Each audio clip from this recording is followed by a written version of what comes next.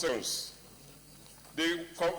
copy of the Constitution we are using here, Mr. President, if you take this one, you can see that Section 84 ended with the subsection 6, where they are raised subsection 7 is not in this one we are using here. Yes. And if you look at it, the number, that's subsection 7, in this one, also for the National Assembly.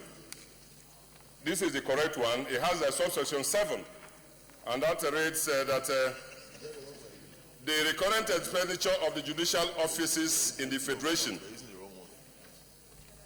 in addition to salaries and allowances of the judicial office as mentioned in subsection 4 of this section, shall be a charge upon the Consolidated Revenue Fund of the Federation. This is in this one, the original one. But this one we are using here commonly. It ended with subsection 6. And we discovered this when we were handling the budget of the judiciary. And we made arguments. They were citing this and we were citing this. Yeah, but is in this one is section 7 is the same as section 6, isn't it?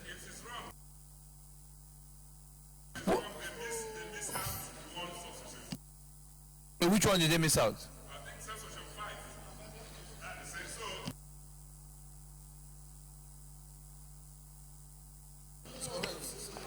So the subsection 6 is the subsection 7 here is subsection 6 in this place. So it's wrong. So I'm using this opportunity to call to the leadership that we'll drop this one and continue with this one. So that, yes, both of them are from the National Assembly. So, but this one is misleading now. It doesn't show us doing the correct thing. So, we drop this one and continue with this one because this one is the most authentic of them all. So, thank you, Mr. President, for the opportunity. It is the authentic. Which one? Okay, I think the best thing is for let management look into it and investigate and find out whether what Senator Tazi has said, and then come back to us before we take a decision. Yes, Senator Dinomila. Mr. President,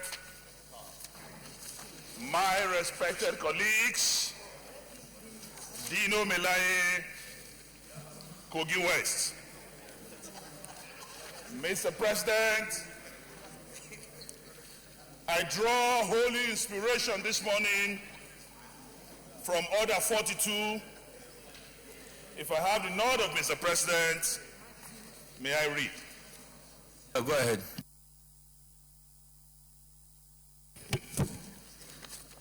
Shall, if possible, be referred to the President of the Senate before commencement of the day sitting, and the President of the Senate shall refuse to allow the claim unless he is satisfied that the matter is definite and urgent. Mr. President, you will recall I spoke to you yesterday of my intention to bring to the notice of the Senate monumental corruption in the oil industry. Mr. President, it will surprise you to know that despite the fear of President Muhammadu Buhari, despite the fear of anti-corruption, some Nigerians have blatantly abused processes and defrauded this country. Mr. President, we have 3 cases here. One is from the PPMC. Mr. President, every month we have between 5 and 10 cargoes of refined products imported into this country. And every month we have 5 cargoes refined locally, refined in Nigeria. And I want to say that each cargo, Mr. President, contains 5.8 million liters. So the imported refined into this country now amounts to 58 million liters, while those refined locally, 29 million liters. And Mr. President, on this particular transaction or information that I'm giving, PFI is given to companies like Bofas, companies like Rano Oil, etc., etc. And they charge between 20 and 25 naira per liter. They charge between 20 and 25 naira per liter. That is to say, they are making about 2 billion naira monthly, not accounted for, not deposited in the treasury. And Mr. President, this is responsible for the high rate or price of diesel and even its scarcity in this country. There will be necessity, if I have the nod of the Senate tomorrow, to bring a substantive motion on this. On the MPC retail, preliminary investigation by me also revealed that PMS and AGOs, because the federal government and NNPC do not have enough tank farms, they deposit our PMS and AGO in private tank farms. Surprisingly, Mr. President, these AGOs, you can talk about Capital Oil, you can talk about MRS and many others. These deposited AGOs and PMS certainly will just unceremoniously disappear from these tank farms. And there will be a sharing formula between the NNPC and these people, and Nigeria is completely at a loss for it.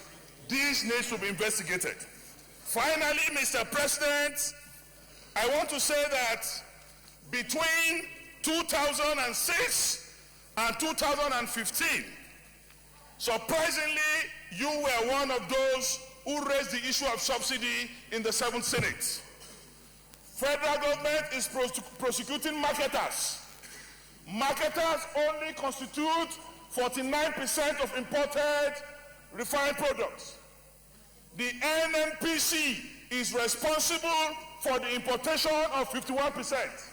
While we were prosecuting the independent marketers, whose proceeds from subsidy is about 3.83 trillion naira. NNPC have collected, Mr. President. NNPC have collected, Mr. President. NNPC have collected, Mr. President, a total of 5.1 trillion on subsidy. And these have never been investigated, these have never been looked at, and we are busy chasing independent marketers. The time to look at the books of NNPC as regarding subsidy is now. And we have taken the lead in the fight against corruption in this chamber. And I want to say, Mr. President, we must do everything within our powers to investigate and bring whoever is found wanting to book. Finally, Mr. President, the Baduku in Malamadori is asking you this morning, Mr. President, what are we going to do about this? And I want to say that the Tuo seller is also asking. The Pawantapa in Umuleri is asking this morning, Nigerian Senate, what are you going to do about this? The cocoa farmer is asking. Even the fisherman in Otwoke is asking this morning, what are we going to do? If I have your permission, Mr. President, I will bring a substantive motion tomorrow, and justice must be done, not only done, but seen to be done, Mr. President. Thank you very much, Senator Dino Melaye, for that theoretical performance. According to our rules for 42, I need the leave of the Senate for us to allow Senator Dino to bring a substantive motion next legislative day. Those in favor that we do say aye. Those against say nay. The ayes have it. Senator Dino Melaye, we will expect this motion tomorrow. It's a very serious issue. It goes to the core of the fight against corruption and also the issue of NNPC, which is a great source of revenue for all of us. So we'll wait for that motion tomorrow. Leader of the Senate. Mr. President, very distinguished colleagues, the first business of the day is the presentation of the annual report of the Auditor General for the Federation on the accounts of the Federation of Nigeria for the year ended 31st December 2015, Part 1. This is in accordance with Section 85, subsections 2 and 5 of the Constitution of the Federal Republic of Nigeria 1999 as amended. Mr. President, with your permission, I therefore wish to move the motion for the Senate to receive the report.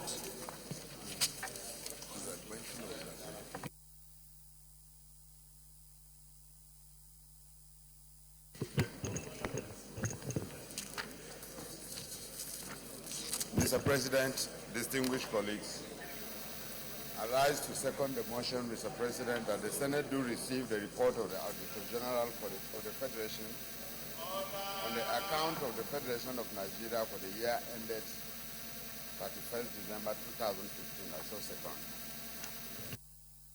Distinguished colleagues, those in favor that the Senate do receive the report of the Auditor General of the Federation on the accounts of the Federation of Nigeria for the year ended 31st December 2015, Part 1. Those in favor say aye. Those against say nay. The ayes have it. Leader, if you can lay the report.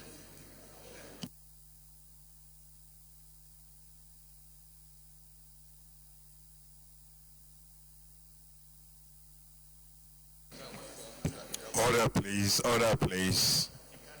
Order, please. The report is referred to the Committee on Public Accounts for further legislative action and report back in 4 weeks. Leader of the Senate. Mr. President, very distinguished colleagues, the second business of the day is the presentation of the report of the Committee on Establishment and Public Service Matters on the Chartered Institute of Management Accountants Establishment Bill 2017.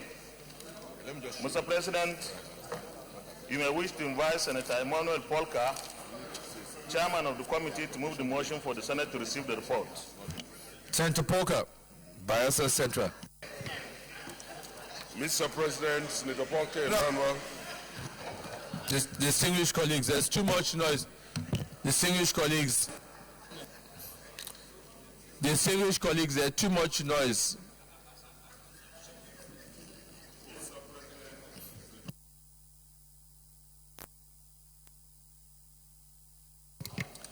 I rise to move that the Senate will receive the report of the Committee on Establishment and Public Service on the Chartered Institute of Management Accountants, etc. Bill 2017 SB 296. I so move, Mr. President. Senator Kabiru Marafa.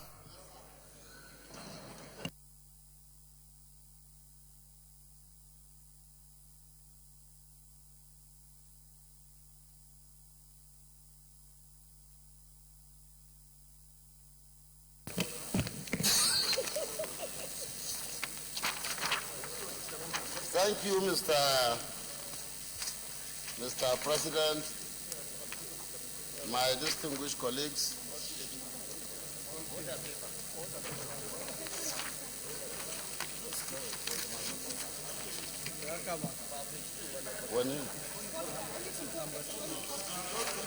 Thank you, Mr. President, my distinguished colleagues. Senator Kabiru Garba Marafa, CON, representing Zamfara Central. I rise to support the motion. I rise to second the motion moved by my distinguished colleague and Chairman.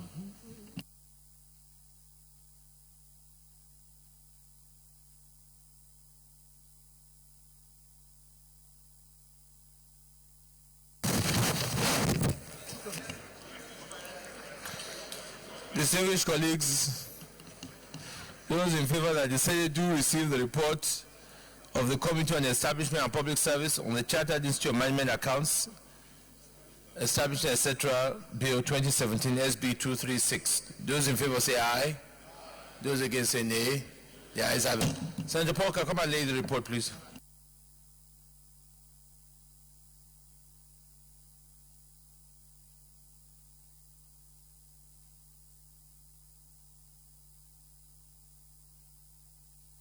Leader of the Senate. Mr. President, distinguished colleagues, the third business of the day is the presentation of the report of the Committee on Establishment and Public Service Matters on the Environmental Managers Registration Council of Nigeria Establishment Bill 2017. Mr. President, you may wish to invite Senator Emmanuel Palka again, Chairman of the committee, to move the motion for the Senate to receive the report. Senator Emmanuel Palka, Bayelsa Central. Mr. President, dear colleagues, Senator Palka Emmanuel, Bayelsa Central. I rise to move that the Senate do receive the report of the Committee on Establishment and Public Service on the Environmental Managers Registration Council of Nigeria, etc. Bill 2017 SB 88. I so move.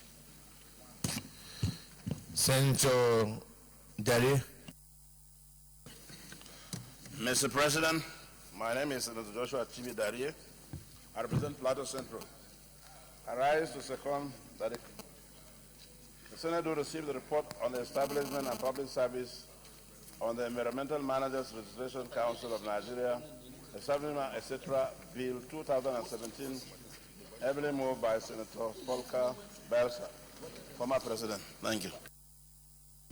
Distinguished colleagues, those in favor that the Senate do receive the report on the Committee on Establishment and Public Service on the Environmental Managers Registration Council of Nigeria, Establishment General Bill 2017 SB 88. Those in favor say aye.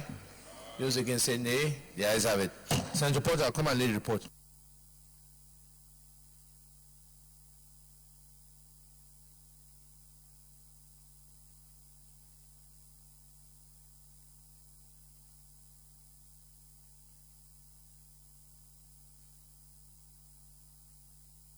Leader of the Senate.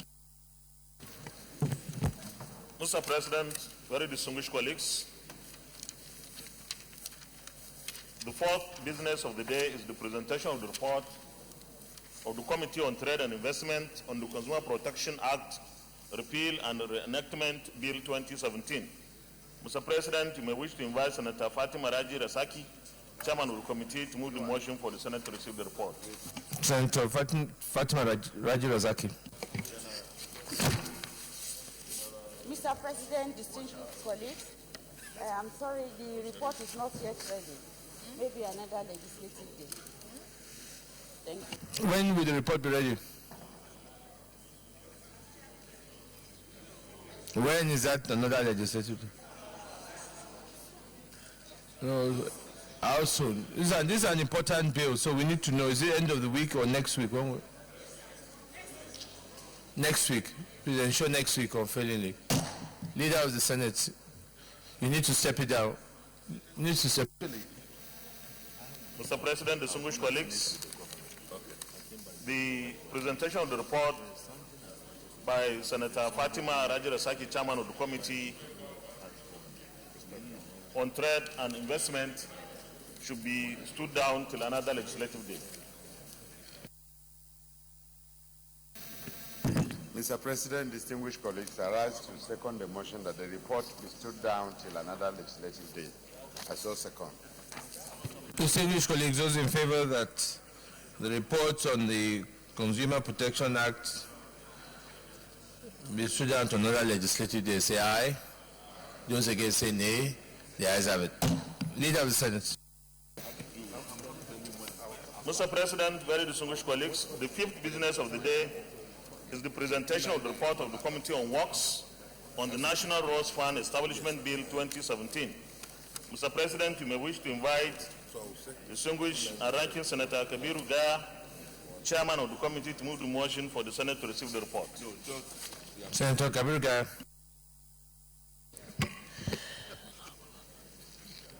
Good morning, Mr. President, my distinguished colleagues. The report, Mr. President, I would like to say that it's not ready, and I've informed the selection committee the Business and Rules Committee that the report may not be ready this week. Surprisingly, I've seen the two reports are on the list. But I assure you, Mr. President, by next week, all the two reports will be ready and will be presented. Sorry for the lapses. Thank you. So by next week then. So Leader of the Senate. Mr. President, distinguished colleagues, I move that we step down the presentation of the report till another legislative date. You want to take the two because he's already making... Yeah. I move that we step down the presentation of the two reports in the name of Senator Kabir Gaya till another legislative date. Mr. President, I second the motion that we stood down the two reports till another legislative date. I so second. Those in favor of the motion that we do stand down these two reports to another legislative day say aye. Those against say nay. The ayes have it. Leader of the Senate. Mr. President, very distinguished colleagues, the first order of the day is a motion requesting the Senate to consider the request of Mr. President C for the confirmation of the nomination of Mr. Adeyinka Ashekun from Ogun State as non-career ambassador of the Federal Republic of Nigeria. Mr. President, distinguished senators, the purpose of this motion on the order paper is for the request of Mr. President C to be referred to the relevant committee for further legislative action. I therefore move that the request of Mr. President C be referred to the Committee on Foreign Affairs for further legislative action. Mr. President, distinguished colleagues, I rise to second the motion that the Senate do consider the request of Mr. President, Commander-in-Chief, in the nomination of Mr. Adeyinka Ashekun from Ogun State as non-career ambassador for confirmation as ambassador designate of the Federal Republic of Nigeria. I so second. Distinguished colleagues, those in favor that the Senate do consider the request of the CNC on the nomination of Mr. Adeyinka Ashekun from Ogun State as non-career ambassador for confirmation as ambassador designate of the Federal Republic of Nigeria. Those in favor say aye. Those against say nay. The ayes have it. This is referred to the Foreign Affairs Committee for further legislative action. Senator Sumonu, I think this is the last one, so you should be able to finish this week, yes? Thank you.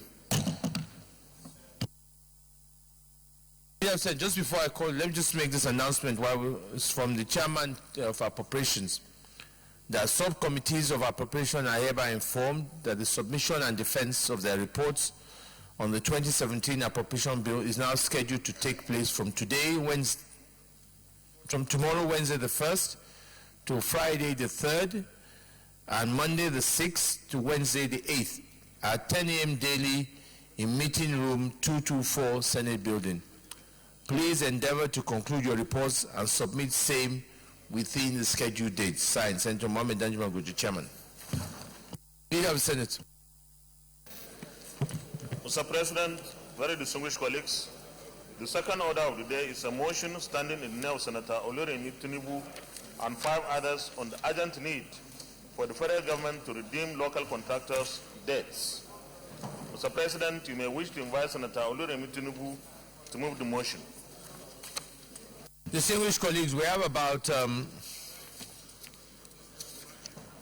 think we have about 8 or 9 motions.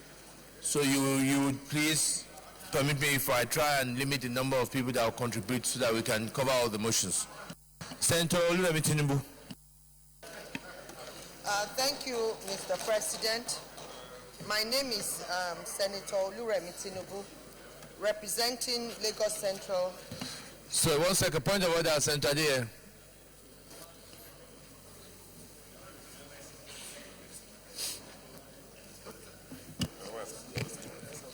Mr. President, sir, I rise on Order 56, the behavior of senators in the Senate. And I want to point particular attention to a number of subsections of that order. First, Subsection 9 of Order 56 says, when a senator is speaking, no senator may converse aloud or make any noise or disturbance to interrupt him. We have seen a violation of that repeatedly this morning. Subsection 10 says, during a sitting of all senators, all senators shall be silent and confer only in order tones. Again, we have seen repeated violation of that this morning. Number 12, no senator may interrupt another senator while speaking. Again, we have seen that repeatedly. Even right now, so many are standing and not sitting on their seats, and many who are seated on the seats not allocated to them. I need your help, Mr. President, to enforce these rules. Distinguished colleagues, we cannot continue with the plenary in this chaotic environment. Please, distinguished colleagues, it is time that we must respect these rules if we want us to be able to carry on today's plenary session. So I will direct that all senators either go to the tea room or go to your seats and let us follow the rules that we have all agreed to. The point of order of Senator Ade is sustained. Senator Tinubu. Thank you, Mr. President. My name is Senator Tinubu, representing Lagos Central Senatorial District. I rise to move the motion on the urgent need for the federal government to redeem local contractors' debts. This motion is co-sponsored by my 5 other distinguished colleagues, Senator Shehu Sani, Senator David Umaru, Senator Benga Shafa, Senator Solomon Adiola, Senator Magnus Abbey. And before I proceed, I'd like to also thank the Senate President for allowing us to bring this motion at this time. And also to thank my distinguished colleague, Senator Kaka from Rules and Business.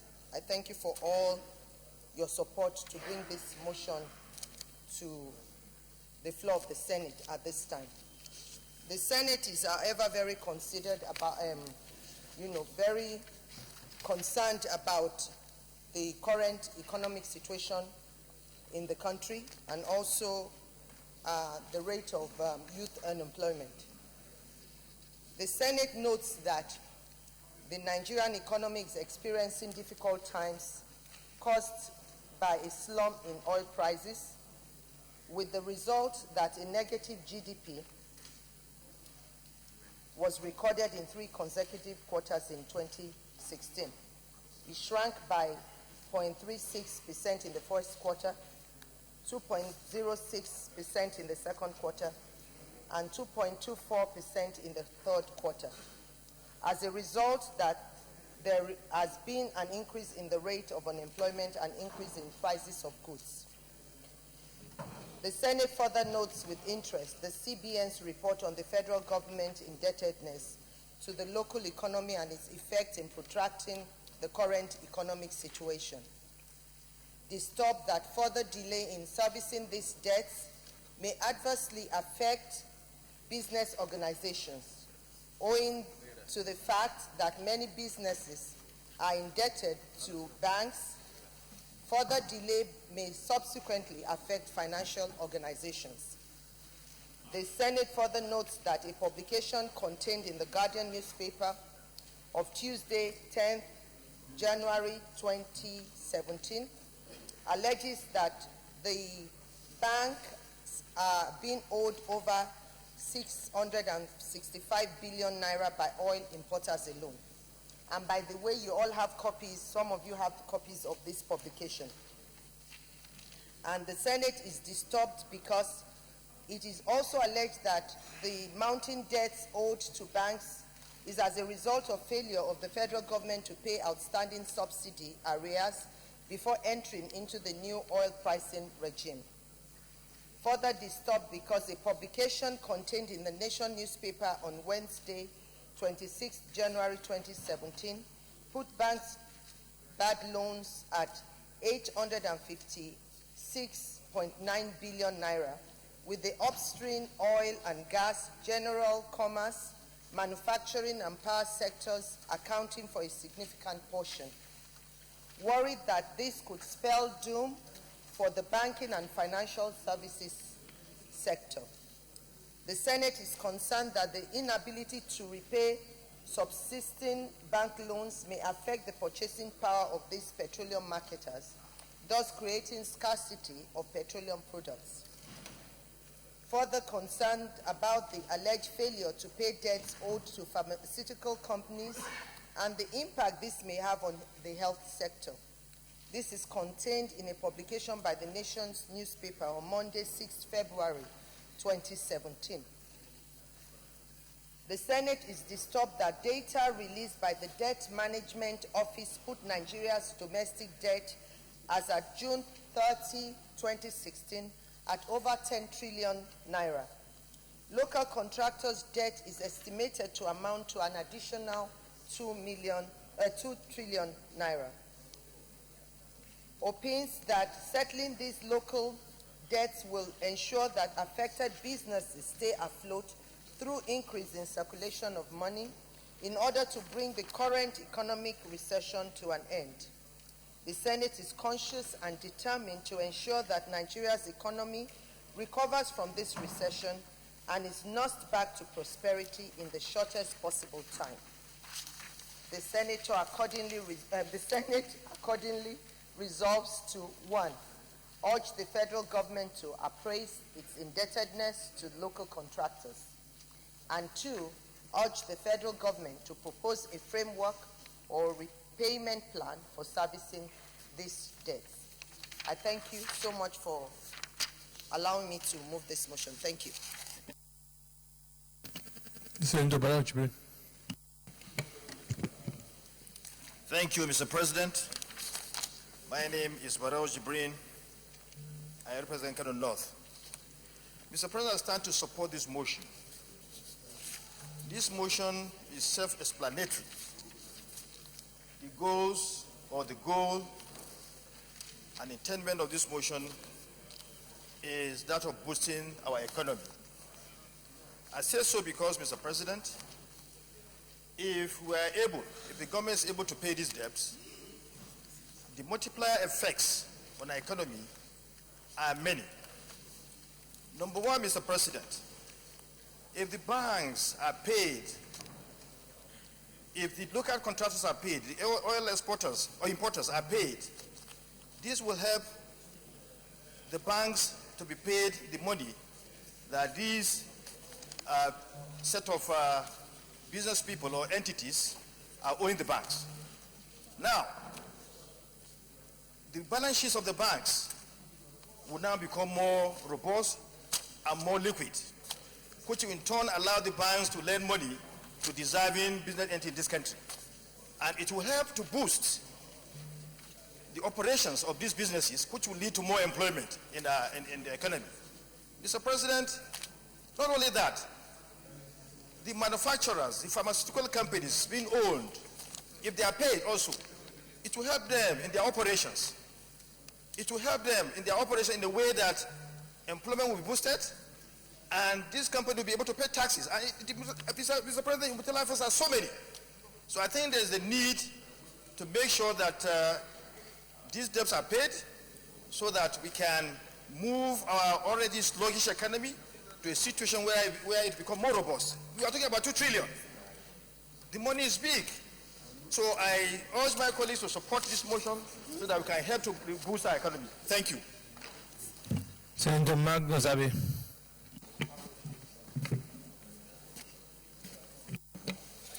Mr. President, my distinguished and eminent colleagues, I stand to support this very important motion so ably moved by my friend and colleague, Senator Tinubu, this morning.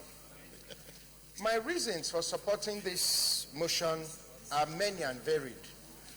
But the most important reason I have is the concern that we all have over the state of the economy.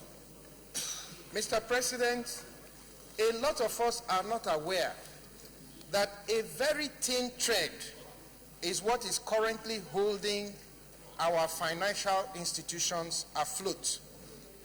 And a lot of us seem to have forgotten what happened the last time in this country when banks went under, and a lot of families, businesses, and livelihoods were lost as a result of the collapse of the banks. Today, in the financial sector, in this economy, we are almost facing a similar situation where the health of our banks can no longer be guaranteed because of the crisis of excess debt portfolio which these banks are carrying.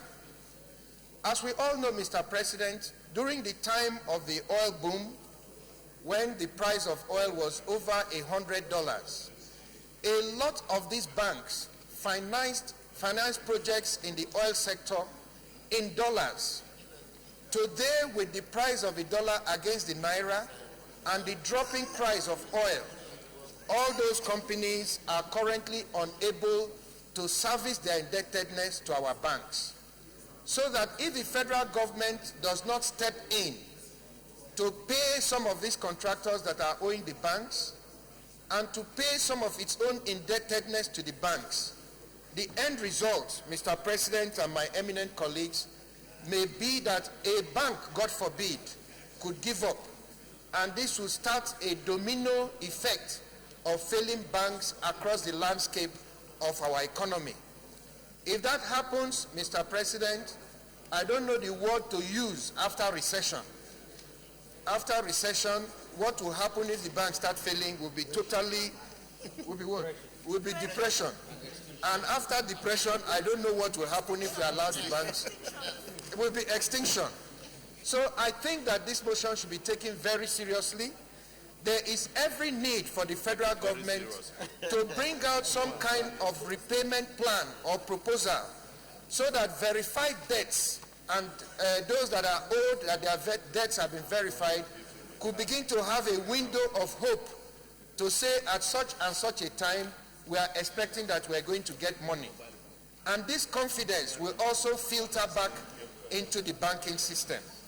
It is for this reason, Mr. President and my eminent colleagues, that I feel that this motion is very, very important. It is very strategic. It deserves the support of all well-meaning Nigerians, as it will help us to put the economy back on a steady path to growth. Thank you. Senator Osani. Mr. President, I stand as Senator Osani, comrade in capital letters, Maraba. I stand to lend my voice to this call made by this motion which I co-sponsor, and that is to demand an urgent payment to local contractors. As a chairman of the Committee on Local and Foreign Debt, we have been inundated by calls and petitions from local contractors who have been impoverished in the last 2 to 3 years because of non-payment for what they have done or for projects they have done.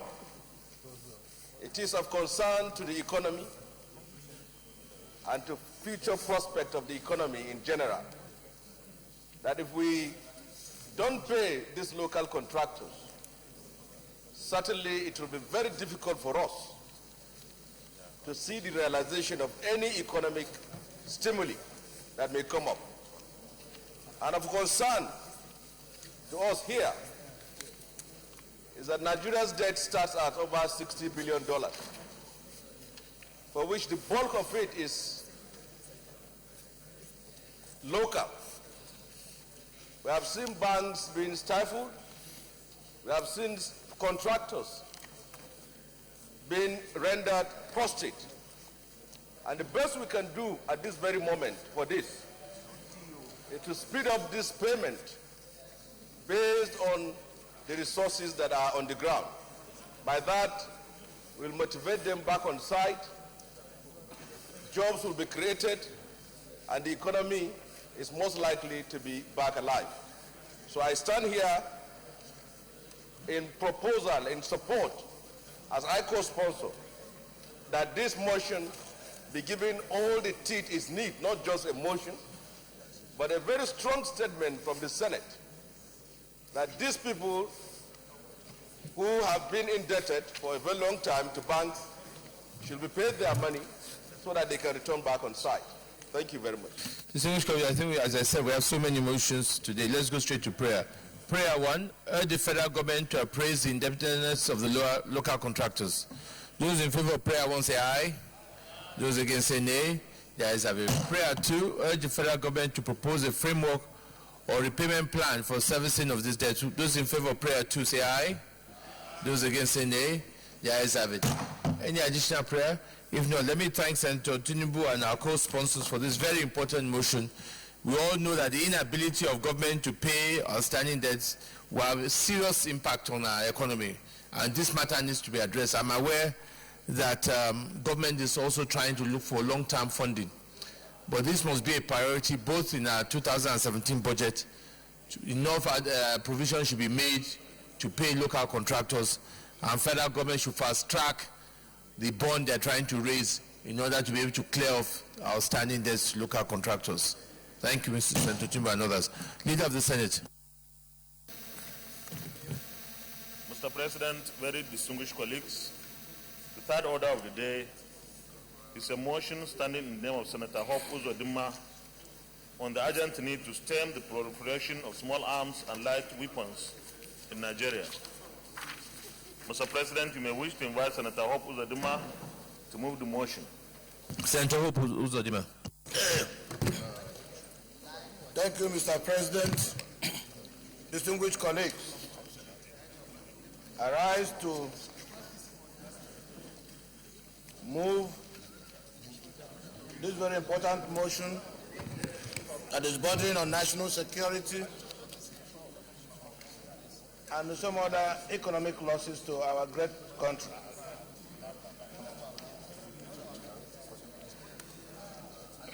That the Senate knows that the peace and security of the country is threatened with the influx of illegal small arms and light weapons into Nigeria.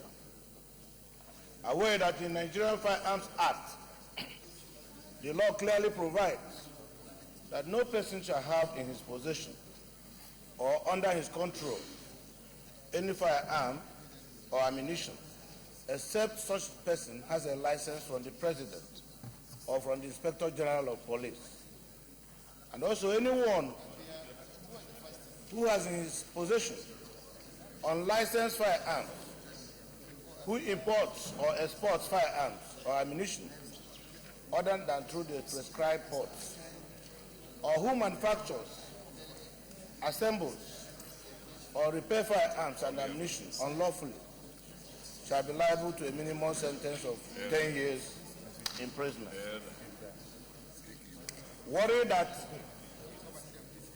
of about 1,500 identified land border crossings into Nigeria, land border crossings into Nigeria, only 114, covering about 4,000 square kilometers, have approved control posts manned by immigration officials and other security agencies, which means there are over 1,400 illegal routes unmanned, signaling grave security implications for the country.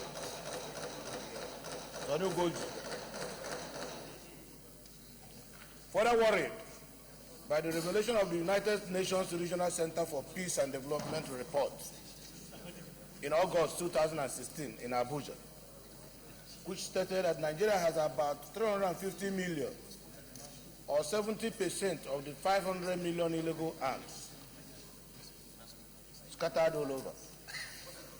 Disturbed that most firearms used in Libya war and Arab Spring found their way into Nigeria through most of these our porous borders.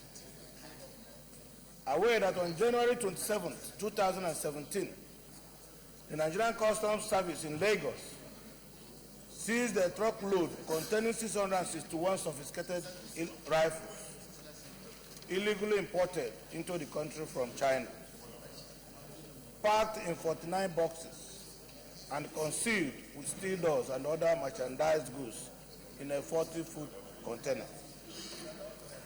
Alarmed by the confirmation from the service that the container with 661 pump action rifles were cleared at Lagos port by some custom officers, and had in fact, it had already left the port before it was intercepted at my 2 area of Lagos. Concerned that incidents of illegal importation of arms appear to be in the ascendancy, not only through land borders, but through the also marine ports, as exemplified in the reported cases of December 2016,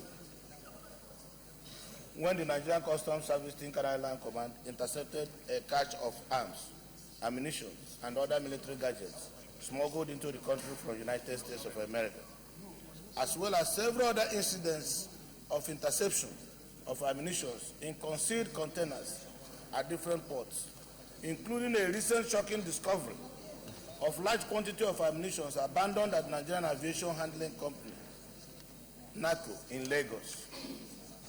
Worried that if this ugly trend of illegal importation of small arms and light weapons into the country is not checked, there won't be an end to the menace of armed robbery, courtesy, cattle rustling, kidnapping, and even the deadly Boko Haram disturbing the peace of this country. Accordingly resolves to mandate the Senate Committee on Customs, Excise and Tariff and the Interior to examine all processes involved in the importation of goods and ascertain also who does what and how in the said process, including cargo inspections, the model and the status of scanning equipment used by the service, with a view to determine whether the process and these operators are effective, efficient, of required standards. Investigate the recent incident of illegal importation of 661 sophisticated weapons into the country in December 2016, and the narco shed incident, and any other recent incident relating to illegal importation of arms into the country, and identify the importers and their collaborators, no matter how highly placed, and urge the federal government to promote inter-agency signage between security agencies in order to intensify safety in our land borders. I so move.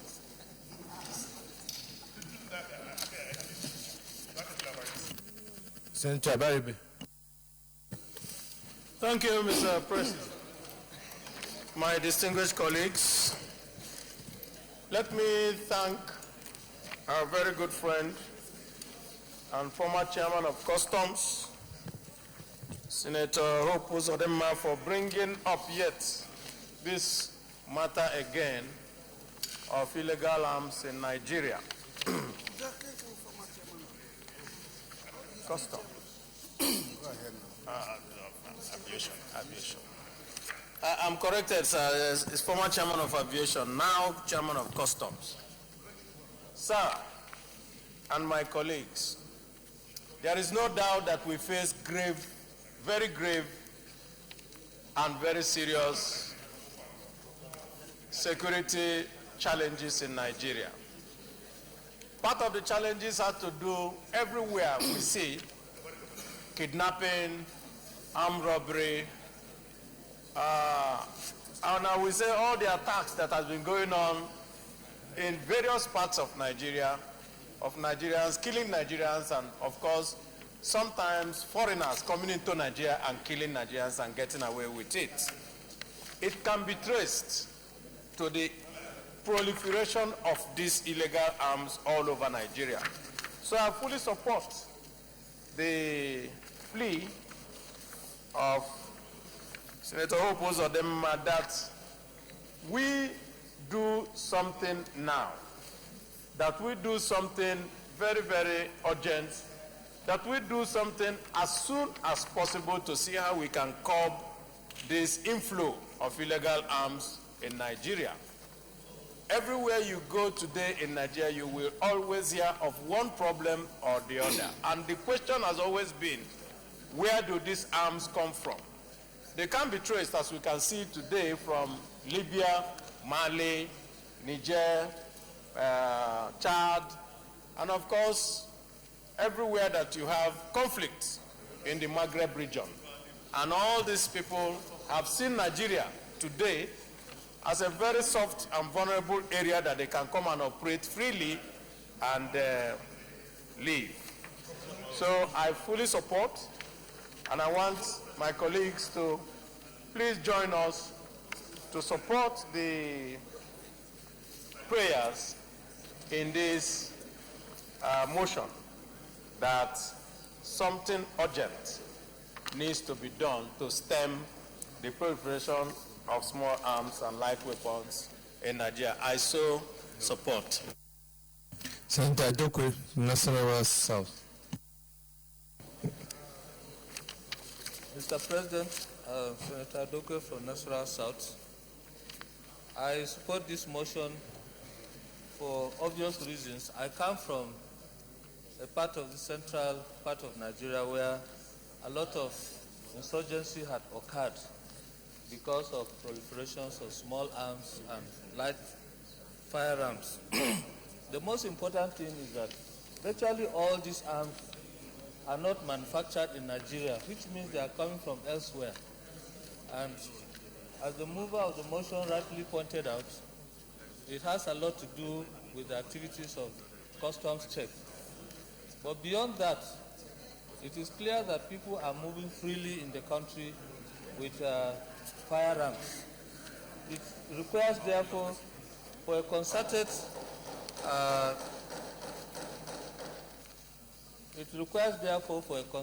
effort between all security agencies to actually mop up illegal firearms in the country. And because if we don't do that, it is becoming increasingly the option now for us to legalize the possession of firearms like it is in America, because every head of family has a duty to defend himself and his family against potential attackers. And if we are unable to mop up all illegal firearms, then it is about time that we consider legislative action that will legalize the possession of firearms by every family in this country.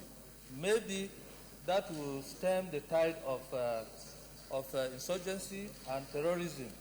Because once anybody that has possession of firearms, it can terrorize and reduce your manhood because you don't have any way of challenging them back. And if the agencies charged with the responsibility to deal with the importation of arms cannot do with it, then we as a parliament must now begin to consider the option of legitimizing every family possessing their own firearms. This motion is very important, and I want to urge all of our colleagues to give it the support it requires. Thank you. We'll go straight to prayer. Prayer 1. Mandate the Senate Committee on Customs, Excise and Tariff and Interior to examine all the processes involved in the importation of goods and ascertain also who does what and how in the said process, including cargo inspection, the model and status of scanning equipment used by the service, with a view to determine whether the process and its operators are effective, efficient, and of secure standards. Those in favor of prayer 1 say aye.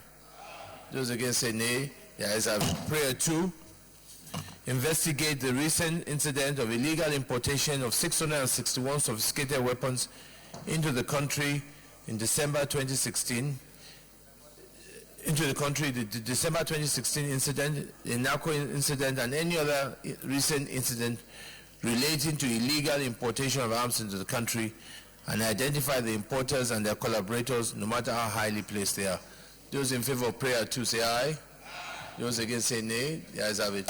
Prayer 3, urge the federal government to promote interagency synergy between security agencies in order to intensify safety in our land borders. Those in favor of prayer 3 say aye.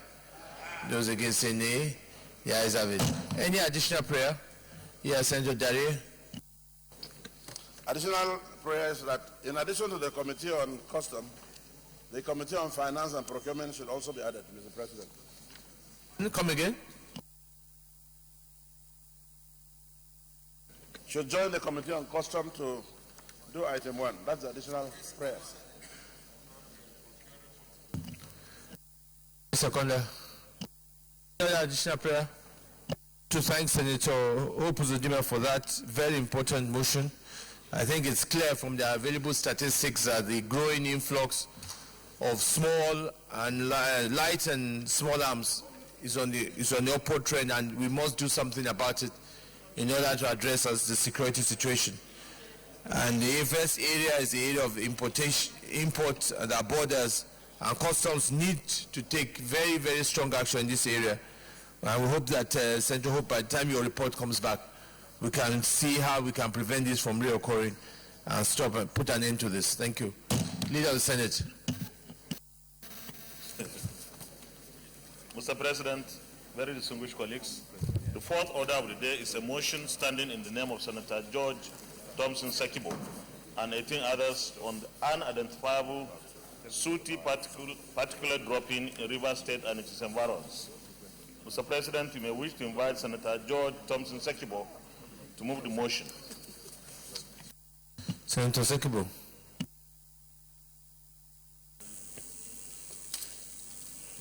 Thank you, Mr. President. I am Senator George Thompson Sekibo, Commander of the Order of the Niger. I represent the Rivers East Central District. Mr. President, my esteemed colleagues, thank you for allowing me to come with this motion that is threatening the life of our people. The motion on unidentifiable sooty particulates dropping in River State and its environment. That is sponsored by 31 distinguished senators, including Suleiman Adokwe, whose name is inadvertently omitted. The Senate notes that there is, in recent times, droppings of unidentifiable sooty particulate in River State, which is suspected to be after effects of oil and gas exploration and exploitation activities in the state.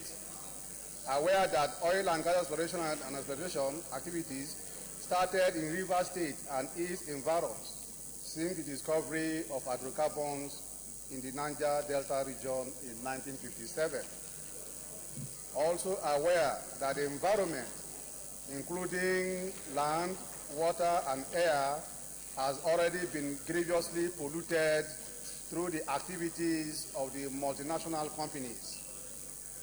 Further aware that an environmental audit due to the degradation of the environment has never been carried out since the commencement of the exploration and exploitation activities in the area, which has lasted for over 60 years, meaning that the contaminated environment remains without the hope of remediation. Worried that the sooty particulate substances dropping in the state is becoming too visible, that one cannot stay outdoors without receiving drops of them on one's body. It has become more worrisome that they are seen on bedspreads in bedrooms, worktops in kitchens, chairs, and other materials in houses, meaning that they are entering through every available crevice into inner spaces of buildings as the wind directs them. Concerned that residents of River State have noticed blocks of these sooty particulate settling in their nasal tracts, which has occasioned cleaning of their nostril several times in the day. Further concerned that the amount of these particulates that have been inhaled by Nigerian residents in the state cannot be estimated, just as the after effects of their inhalation have not been determined. The stuff that is particulate are dropping on water bodies, farmlands, and whatever is left under the sky, which may be detrimental to human health. as residents in the area are exposed to consumption of harvest from both the seas and the lands, as well as drinking water from the water bodies. Further worried that these particulates, which are suspected to be byproduct of hydrocarbons or crude oil that did not go through proper refining process, may contain some chemicals that can pose some health hazard to the people. Knows that air pollution has no boundary or limit within which it could be contained as a means of containment of air pollution has never been discovered. Therefore, the possibility of spread of these sooty particulates to other neighboring states, to Rivers State, and indeed the entire nation cannot be doubted. Observe that recent outbreak of difficulty in breathing caused by congestion of nasal tracts of many residents in Rivers State could be linked to this epidemic. Further observe that this may also be the cause of many recent cases of deaths without visible ailment in many towns of Rivers State. Knows further that it might become a national emergency if not handled appropriately from its root cause.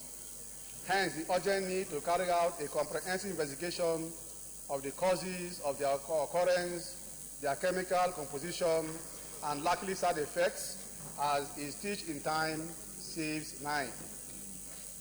Understand that the Rivers State government has seen commenced investigation of the likely causes of the droppings of these sooty particulates with a view to possibly addressing same. Aware that the issue of clean environment is one of the fundamental objectives and directive principle of state policy of the Nigerian state, as provided in Section 20 of the 1999 Constitution of the Federal Republic of Nigeria as amended, which states inter alia, the state shall protect and improve the environment and safeguard the water, air and land, forest and wildlife of Nigeria. Also aware that 1999 Constitution, within the context of its social order in Section 17(2)(d), has admonished that exploitation of natural resources to the detriment of the human person shall be prevented as shown below. 17(2)(d). Exploitation of human and natural resources in any form whatsoever for reasons other than the good of the community shall be presented.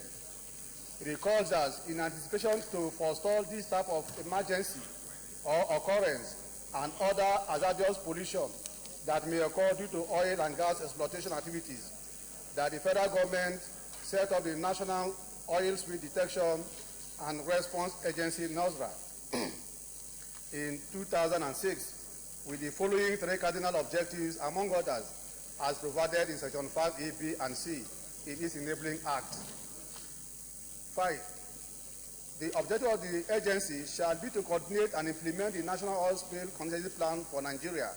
In this act referred to as a plan as follows: safe, timely, effective, and appropriate response to major or disastrous oil pollution.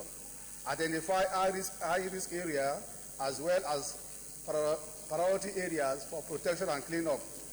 Establish the mechanism to monitor and assist, or where expedient, direct the response, including the capability to mobilize the necessary resources to save lives, protect threatened environment, and clean up to the best practical extent of the impacted site. Recalls also that as provided in Section 6 of its Enabling Act, NOSRA is also saddled with the responsibility to carry out surveillance, coordinate issues on oil spillage and associated pollution, as well as implement such plans as may be issued by the federal government. Dismayed that NOSRA, with this huge responsibility of preparedness, detection, and the response to oil spillage in the country, has not lived up to its mandate of surveillance and monitoring, and has therefore not informed the nation of this occurring national epidemic, while Nigerian citizens are suffocating under this epidemic. The stop that delay in identifying these sooty particulates and profiling the necessary solution to eradicate them may affect not only the lives of the residents of Rivers State, but also that of its immediate neighboring state of Akwa Ibom, Bayelsa, Abia, Imo, and even beyond. Accordingly, resolved to: 1. Urge the President of the Federal Republic of Nigeria to note that there is an impending environmental danger that is occurring in Rivers State and its environs due to unidentifiable sooty particulates dropping in the state. 2, urge the Federal Ministry of Environment and its agencies, National Oil Spill Detection and Response Agency, NOSDRA, to immediately carry out a holistic investigation of the sooty particulates that are dropping in Rivers State and its environs and take steps to eliminate their occurrence. 3, invite the Minister of Environment and the Director General of NOSDRA to brief the Senate after preliminary assessment of the situation in Rivers State. 4, direct its Committee on Environment, Petroleum Upstream, and Petroleum Downstream to visit Port Harcourt, the capital of Rivers State, and carry out observatory assessment of the level of these sooty particulate substances dropping in Rivers State and its environs, and report back to the Senate within 2 weeks. Mr. President, before I conclude, I want to state that some people assume that they closed down one Chinese company that was polluting the area. That is the major problem. That is not the problem. The particulate are still dropping. The Chinese company started the operation about a year ago, but this thing has been on for the past 2 years. Mr. President, I so move and claim my colleagues to please support the motion. Thank you very much. Senator James Banja. Mr. President, my respected colleagues, James Manager, Delta South. Mr. President, I rise to second this motion, ably moved by Senator George Thompson Sikibo from Rivers State, Justice of the Peace. Mr. President, because the motion itself is very elaborate, my contribution will be very limited because the motion itself speaks for itself. And this sooty particulates, this environmental terminology, which itself must be verified because it may be something else. But whichever way it is, I think it is something that is hazardous to the environment. And I want to thank Sikibo for this very important motion. These are some of the things that we have to live with as oil-bearing states and communities. Because for a very long time, we have been benefiting from the production of oil, but we've not actually looked at the environmental issues that come with oil production and activities. This is one of them. Mr. President, my respected colleagues, because the committees, as mentioned in the prayers, will go into action and will come out with the details about this environmental, very terrible environmental pollution arising from oil exploration activities. The details will come out, and then we will be able to debate them and see what can be done holistically. For now, Mr. President, my respected colleagues, I want to say that it's not just about Rivers State. It's not just about the state numbering Rivers State. I want to believe that my home state, Delta, is also affected, although it's not mentioned here. But although Sikibo said it may be beyond even the numbering states in its motion, Mr. President, this is a time bomb, and we need to nip it in the bud. The earlier, the better. Otherwise, it will spread, not just in the Niger Delta region. It will go beyond the Niger Delta because we are living in an environment where we are all together in the same country. And therefore, this motion is not just a motion for Rivers people. It's not just a motion for the Niger Delta people. It's a motion for Nigeria. And therefore, the stitch in time saves 9. The earlier, the better, Mr. President. Once again, I want to say I am seconding this motion, and I want to urge my distinguished colleagues to also lend their support to this very important mission. Thank you, Mr. President, for the opportunity. Senator Gamade.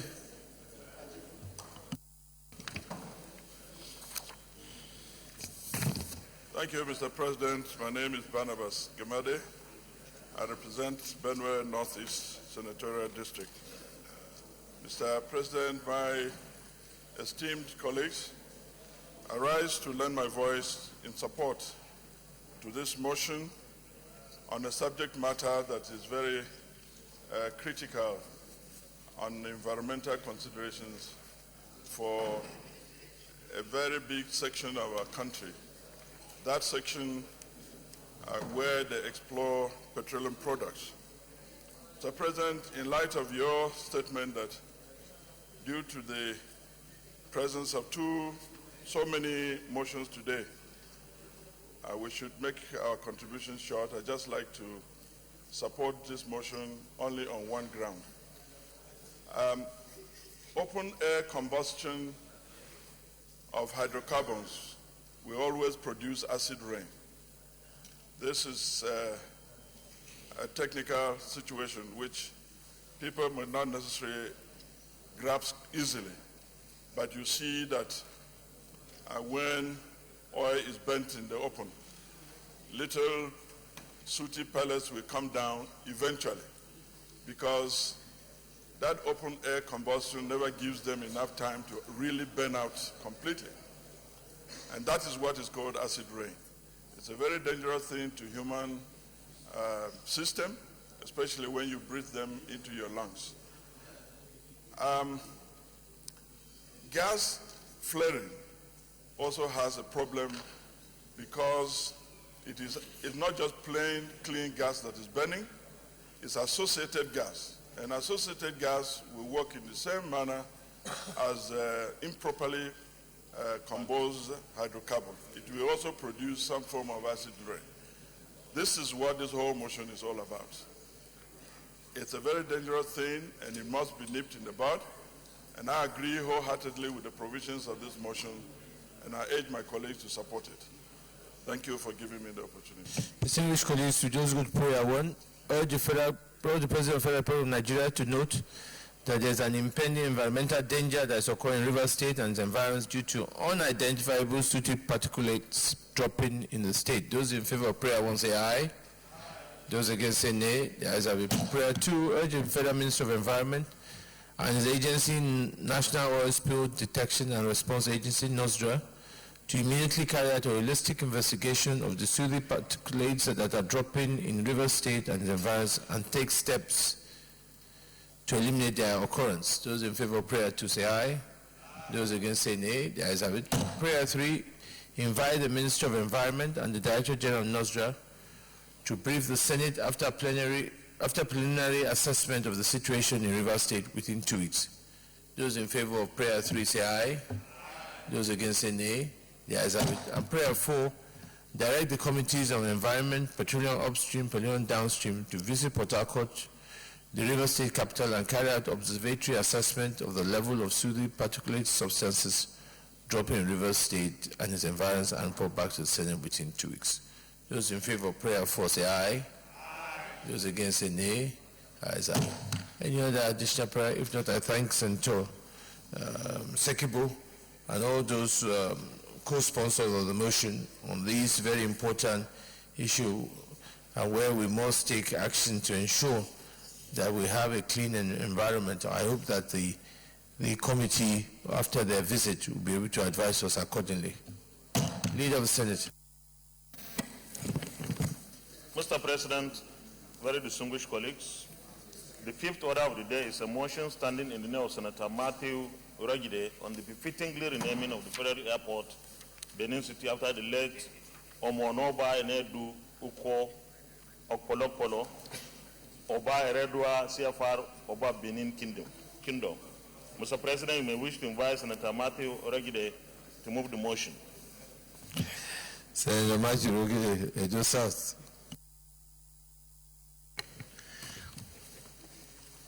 Your Excellency, Senate President, my very distinguished, respected colleagues, I am Senator Matthew Urogide.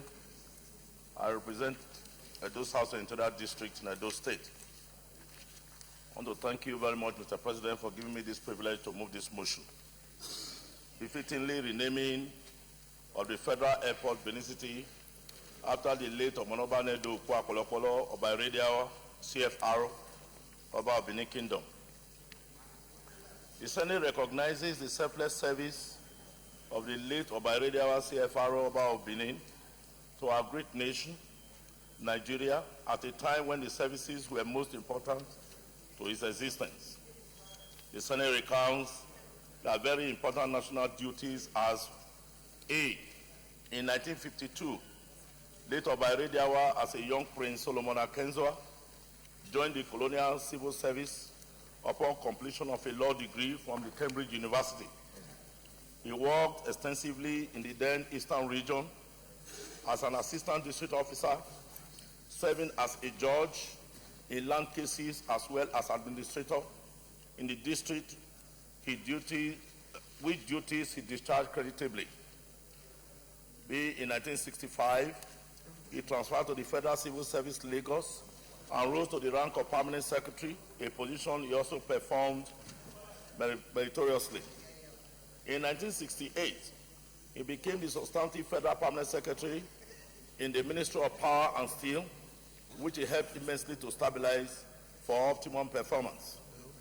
D. In his capacity as a federal officer, he worked closely and tirelessly with the former military heads of state, General Johnson Aguiyi Ronsi and General Yakubu Gowon.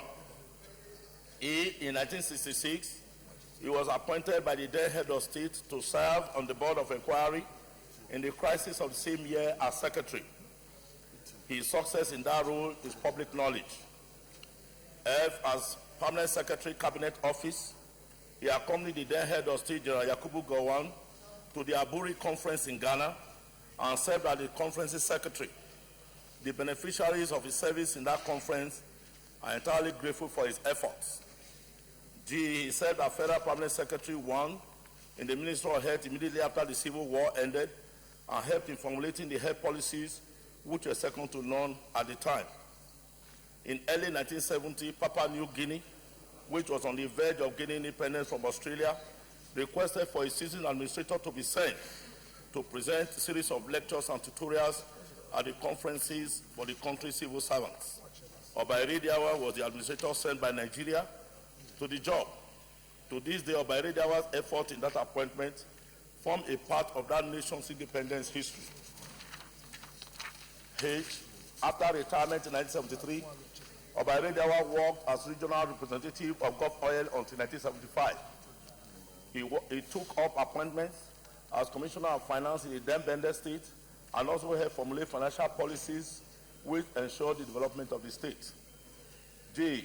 Upon the demise of his father, late Oba Akenzwa II, he resigned from that appointment and in 1979 was crowned the Oba of Benin, one of the oldest, most traditional, most cultural, most revered, and most consistent monarch in the world, the Great Benin Kingdom. Between 1986 and 1994, Obairediawa was the Chancellor of Nigeria Primary University, University of Ibadan, in present-day Oyo State. As Oba of Benin, he acted as an official advisor to successive presidents in Nigeria.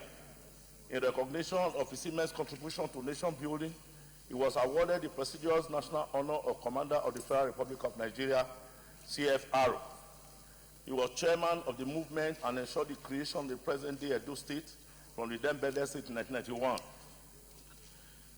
The Senate latches especially onto, amongst other achievements of this great Nigerian son, his role in the creation of Edo State from the then Bender State, a role which necessarily made him the father of Edo State. Believes that late Obairediawa's memory is worth immortalizing when his achievements, numerous selfless services, and contributions to Nigeria's development of this outstanding monarch, which was worthy of emulation and commendation, are taken into consideration.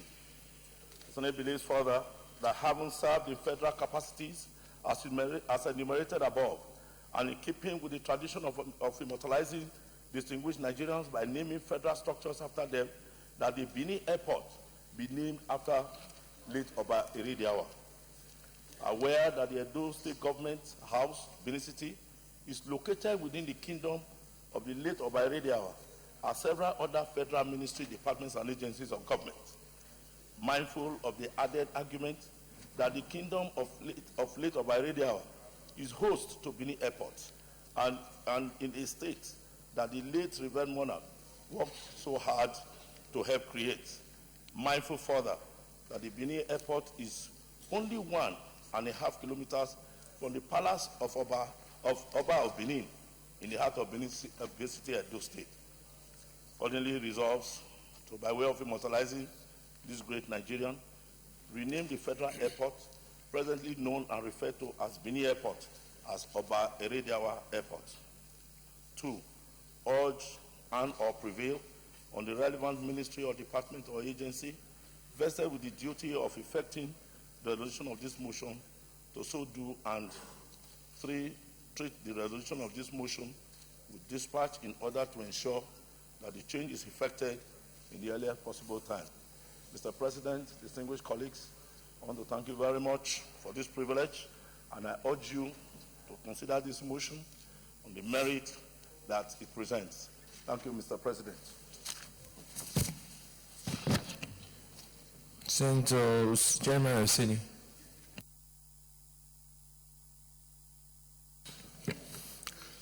Thank you, Mr. President. My colleagues, I'm Senator General Jeremiah Tumbu Tuseni, representing Plateau South.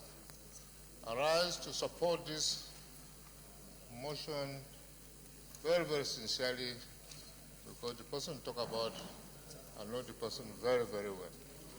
Apart from being a renowned traditional ruler in this country, I know him also in person. And I think even Benin Airport is just because it's the only better thing around that area. Otherwise, I would have suggested even a more better thing. But I would support that it should be named after him. Thank you, Mr. Distinguished colleagues, to just go straight to prayers. Prayer 1, by way of immortalizing this great Nigerian, rename the federal airport, presently known and referred to as the Benin Airport, as Oba Redua Airport. Those in favor of prayer 1 say aye. Those against say nay. The ayes have it. The ayes have it. Prayer 2, urge or prevail on the relevant ministry or agency vested with the duty of effecting the resolution of this motion to do so. Well, I think you use the word urge or prevail. Well, fine. Those in favor of prayer 2 say aye. Those against say nay. The ayes have it. And prayer 3, treat the resolution of this motion with dispatch in order to ensure the change is effected in the earliest possible time. Those in favor of prayer 3 say aye. Those against say nay. The nays have it. Leader of the Senate. Mr. President, very distinguished colleagues, the 6th order of the day is a motion standing in now Senator Jibril Barau on the inability of airlines to operate in Nigeria's airspace and airports during the Harmattan period. Mr. President, you may wish to invite Senator Jibril Barau to move the motion. Senator Barau Jibril. Thank you, Mr. President. My name is Barau Jibril. I represent Kano North. My motion is on the inability of airlines to operate in Nigeria's airspace and airports during the Harmattan period. That the Senate knows the operational challenges that confront both local and foreign airlines to operate successfully in Nigerian airspace and land unhindered at the nation's airports during the Harmattan season. Worry that whereas aircraft land and take off under zero visibility conditions in other less endowed countries than Nigeria, the same feat cannot be achieved in Nigeria at less than 800 meters range of visibility because of lack of the appropriate navigational facilities in our airports. Observe that such challenges are clearly as a result of the absence of vital and functional operational facilities in at the nation's airports, resulting to the creation of great difficulties for airlines every year. Saddened that aside from the consequences posed to the safety of passengers, the situation has become an albatross and a grim threat to the continued operational viability of airlines and a threat to its potential as a subsector for employment to Nigerians. Further knows that the situation does not portray Nigeria in good light when, as a result of non-functional and decrepit aviation facilities, foreign and local airlines are constrained in their operations in Nigeria. during Harmattan period and thus impacting negatively on the nation's economy. And concerned that more often than not, airlines are diverted to smaller neighboring countries with state-of-the-art navigational facilities, where such airplanes pay various sums of money as dues for the use of such airports, thus depriving Nigeria of earning such revenues. That the Senate resolves to mandate the Senate Committee on Aviation to conduct an immediate inventory stroke audit of facilities in all the nation's airports with a view to making the Senate and the nation have a clear understanding of the true state of affairs at our airports. Call on the Minister of Aviation to take urgent steps to remediate all operational challenges that threaten the landing and takeoff of aircrafts at our airports at all seasons of the year, especially during the Harmattan period. And caution airlines that they must at all times be conscious of the grave consequences of operational complacency that threatens aviation safety and the contribution to such sector to the revenue net of the country. Thank you, Mr. President. Any seconder to this? Senator James Manja. Yes, Mr. President, my respected colleagues, the motion is self-explanatory, straight to the point. There's no confusion there. So I rise to second this motion. Thank you. Distinguished colleagues, go straight to the prayer. Mandate the Senate Committee on Aviation could conduct an immediate inventory audit of facilities in all the nation's airports with a view to ascertaining the true state of affairs of our airports. Those in favor of prayer 1 say aye. Those against say nay. The ayes have it. Prayer 2, call on the Minister of Aviation to take urgent steps to address all operational challenges that threaten the landing and takeoff of aircrafts at the airports at all seasons of the year, especially during the Harmattan period. Those in favor of prayer 2 say aye. Those against say nay. The ayes have it. And prayer 3, caution airlines that they must at all times be conscious of the grave consequences of operational complexity that threatens aviation safety and the contribution of the subsector to the revenue net of the country. Those in favor of prayer 3 say aye. Those against say nay. The ayes have it. Thank you very much. Leader of the Senate. Mr. President, distinguished colleagues, the seventh order of the day is a motion standing in the name of Senator Obinna Ogba on the deplorable state of the National Stadium, Surulere, Lagos. Mr. President, you may wish to invite Senator Obinna Ogba to move the motion. Senator Obinna Ogba. Thank you, Mr. President, distinguished colleagues. Obinna Ogba, Ebonyi Central District. Mr. President, distinguished colleagues, this is a motion that is very, very important to this country, deplorable state of National Stadium, Surulere, Lagos. The Senate notes that many years ago, football ceased to be a mere novelty exercise in Nigeria. The federal government decided to build a national stadium in Lagos. The goal principally was to help improve the standard of the game and prevention, stimulate private participation in the sponsorship of football matches and other sporting events in the long run, as it is done worldwide, to achieve the aforesaid goal. Therefore, when the stadium was built in 1972, to among other things, host the All-African Games in 1973, it has a capacity of 55,000 capacity, which was then reduced to 45,000 in 1999. It recorded the highest attendance of 85,000 during the final match of the African Cup of Nations in 1980 between Nigeria and Algeria, which Nigeria won, and it was the first time ever that the country won the African Cup of Nations. Mr. President, distinguished colleagues, the Senate notes also that the National Stadium, Surulere, Lagos, was at a time in this country a national monument and a symbol of national pride, which has played host to several national, continental, and international competitions, including the All-African Games in 1973, African Cup of Nations in 1980, the FIFA Under-20 World Youth Championship in 1999, and 2000 African Cup of Nations co-hosted by Nigeria and Ghana, and so on. The Senate worried that this once honored stadium and the pride of the nation has become a shadow of itself, where you can fully see dead electronic scoreboard, non-functional floodlights, and a total disrepaired pitch.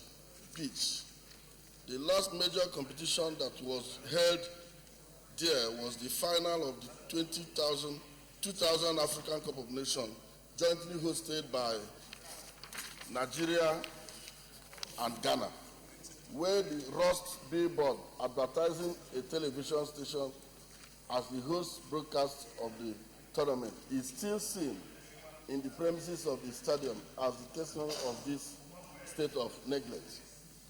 The Senate worried also that the stadium now serves as a parking lot for the smaller Tessin Balogun Stadium, which is located opposite it.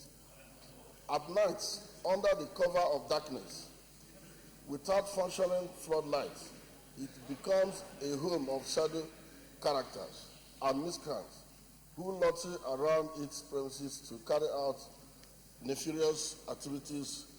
Other indoor sporting facilities in the stadium are not any better.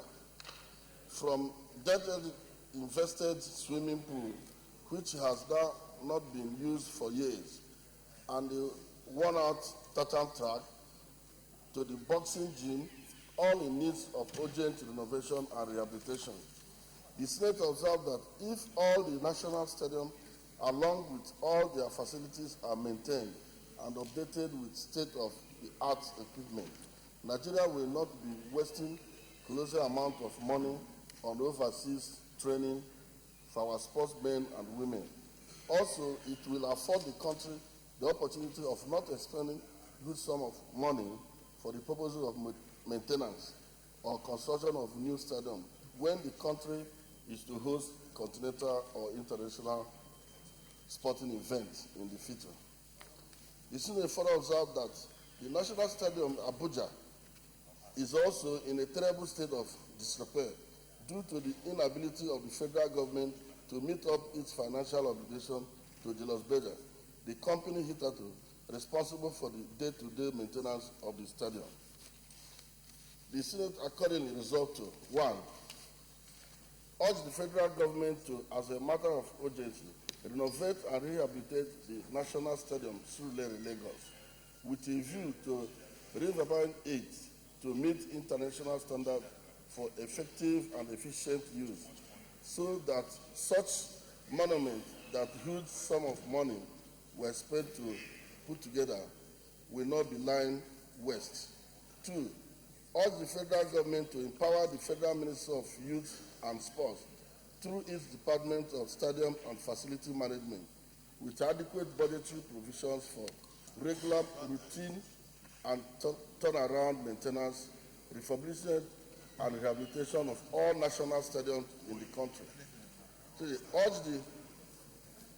urge the Senate Committee on Sports and Youth Development to, from time to time, as a part of their mandate, embark on inspection tour of all national stadiums across the country as part of its legislative oversight responsibilities to ensure that the stadiums are adequately maintained and rehabilitated by the relevant authorities, and mandate the federal government to, as a matter of national interest, hand over the management and maintenance of the National Stadium, Abuja, back to Julius Berger for maintenance.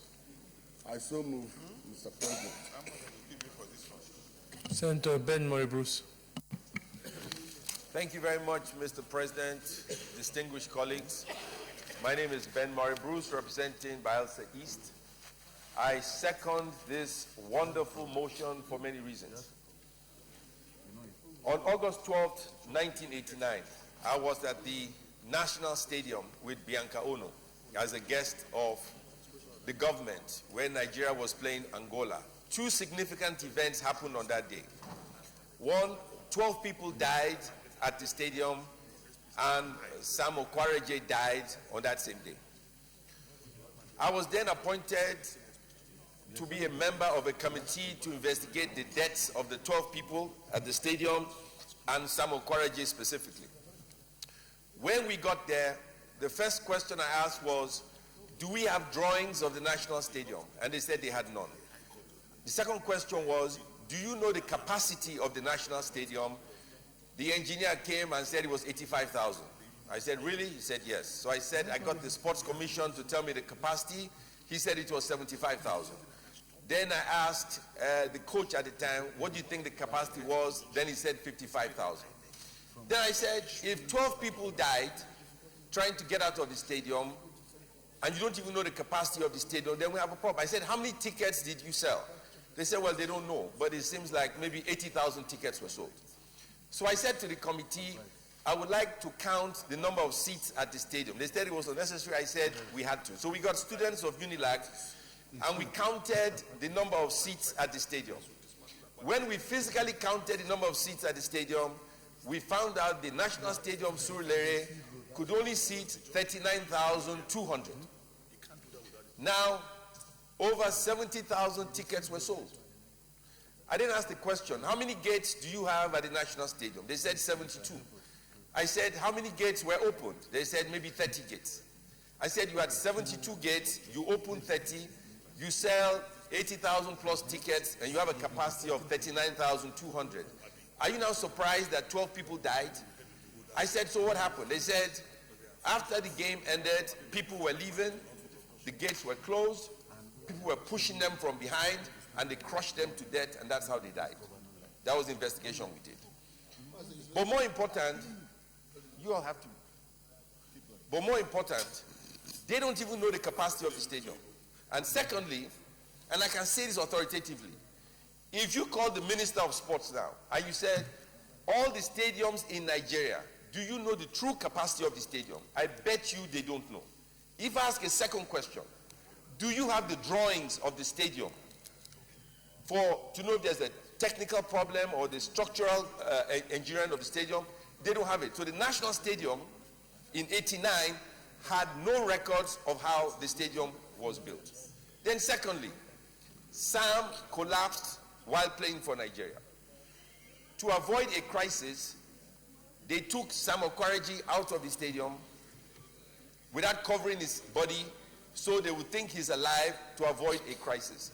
When we investigated why Sam died, he had a bag full of drugs. I said to the doctor next to me, can we find out what drugs Sam had?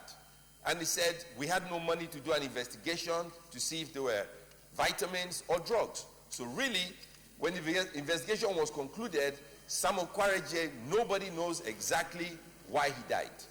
But here's the bigger issue.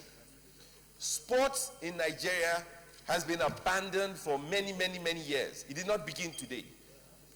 Over time, since '73, nobody has paid attention to sports. We build stadiums, but we don't know what they do. After the sporting event, we lock them up and we go to the next event. The stadium in Abuja here, when it was being built, I argued against building that stadium. Now it is ready. You are spending 3-4 billion every year maintaining a stadium that is not being used for sporting events. The only stadiums Nigeria needs is no bigger than Onikon Stadium in Lagos that has a capacity of 10,000. Stadiums bigger than that is building a mansion for a poor person who cannot afford to maintain a mansion. That is what we've done historically. All the stadium built in Nigeria, for Nigeria 99, the government spent at least $2 to $3 million in each stadium putting television equipment, assuming that there will be football games after that. They're all locked in there. Now, no games were played. All the equipment are now obsolete and can't be used anymore. Stadiums obsolete and can't be used unless there's a major restructuring. And then you have a ministry not interested in privatizing this stadium. So, Mr. President, with what I know and what I've been to running NTA and being a part of the committee to investigate Sam's death and the 12 people that died. And by the way, when the people died, there were no consequences for those who locked the gate. Abroad, they will go to jail. They locked the gate. They did not open it. They sold double the tickets allowed by law in a stadium that only has 39,200, and nobody knew the capacity anyway. They were only interested in making money. Tickets then was 2 naira. So please, Mr. President, this is a very, very serious issue. People are dying. Athletes are dying. Sports is not being developed in this country. Nobody's paying attention to sports. So to have a Ministry of Sport is a waste of time. When our athletes succeed, they succeed because they are naturally talented. They don't succeed because we have a system that creates an environment for Nigerians to be successful. So please, Mr. President, this is a very, very important motion. Not only to look at stadiums, but to look at people who make it possible for Nigeria to shine. If with Nigeria today, you would not have a Bakassi, you would not have a Dick Tiger, you would not have a Kim Olajuwon, you would not have all those great athletes, because they would rise by themselves in spite of government. Thank you, Mr. President. Senator Mao Wabunwa. Mr. President, distinguished senators, my name is Senator Mao Aruko Wabunwa, representing the entire people of Abia North Senatorial District. Mr. President, you will agree with me that sports has become a very serious unifying factor in this country. It's only during sporting activities that we agree to disagree in this country, irrespective of your platform, politically, spiritually, ethno-religious, otherwise. And again, sports is one area that if we develop properly, that will assist us to take away our youth from the streets, because it will be an avenue to create good and enough employment. Not only that, most of our athletes and footballers that are signed out of this country, they also assist in bringing in a lot of foreign exchange. But unfortunately, we've been playing lip service to sports development in this country over time. And for me, this motion is in order. But I don't think we need to belabor this issue. It's quite simple. Like he said, look at the big stadium house of this country. They are being run by private agencies, private establishment. I don't think our responsibility as a country should be mainly to train these people, to nurture them from the cradle, from youth, from sports development at school level.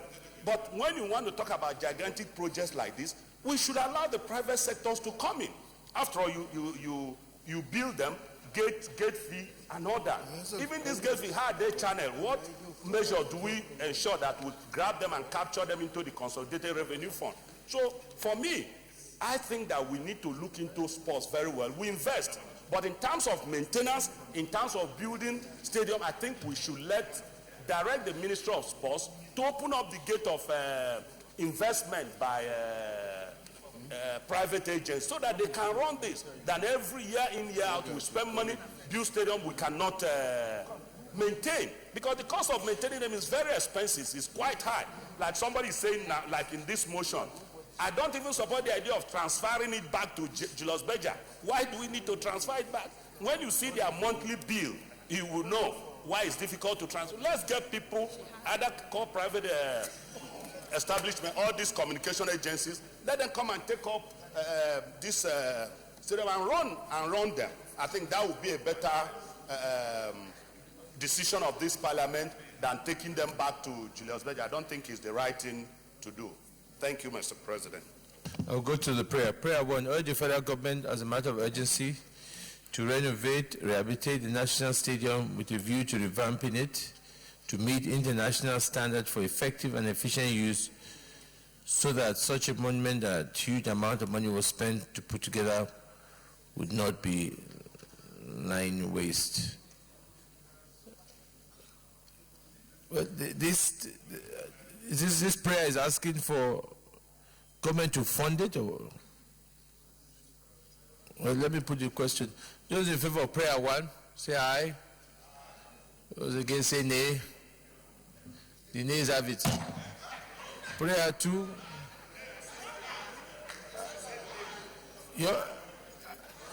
prayer 2, urge the federal government to empower the Federal Ministry of Sports, Youth and Sports through its Department of Stadium and Facility Management with adequate budgetary provisions for the regular routine and turnaround maintenance, refurbishment and rehabilitation of all national stadia in the country.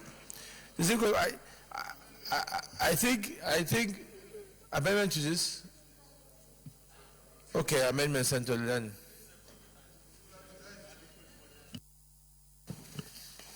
The amendment is to ask the federal government to initiate process of privatizing the national stadium. That's not an amendment. That's got to come as a let's first deal with this one, and then we'll come to the issue of additional prayer. So we'll put the question in. Those in favor of prayer 2, say aye. Those against, say nay.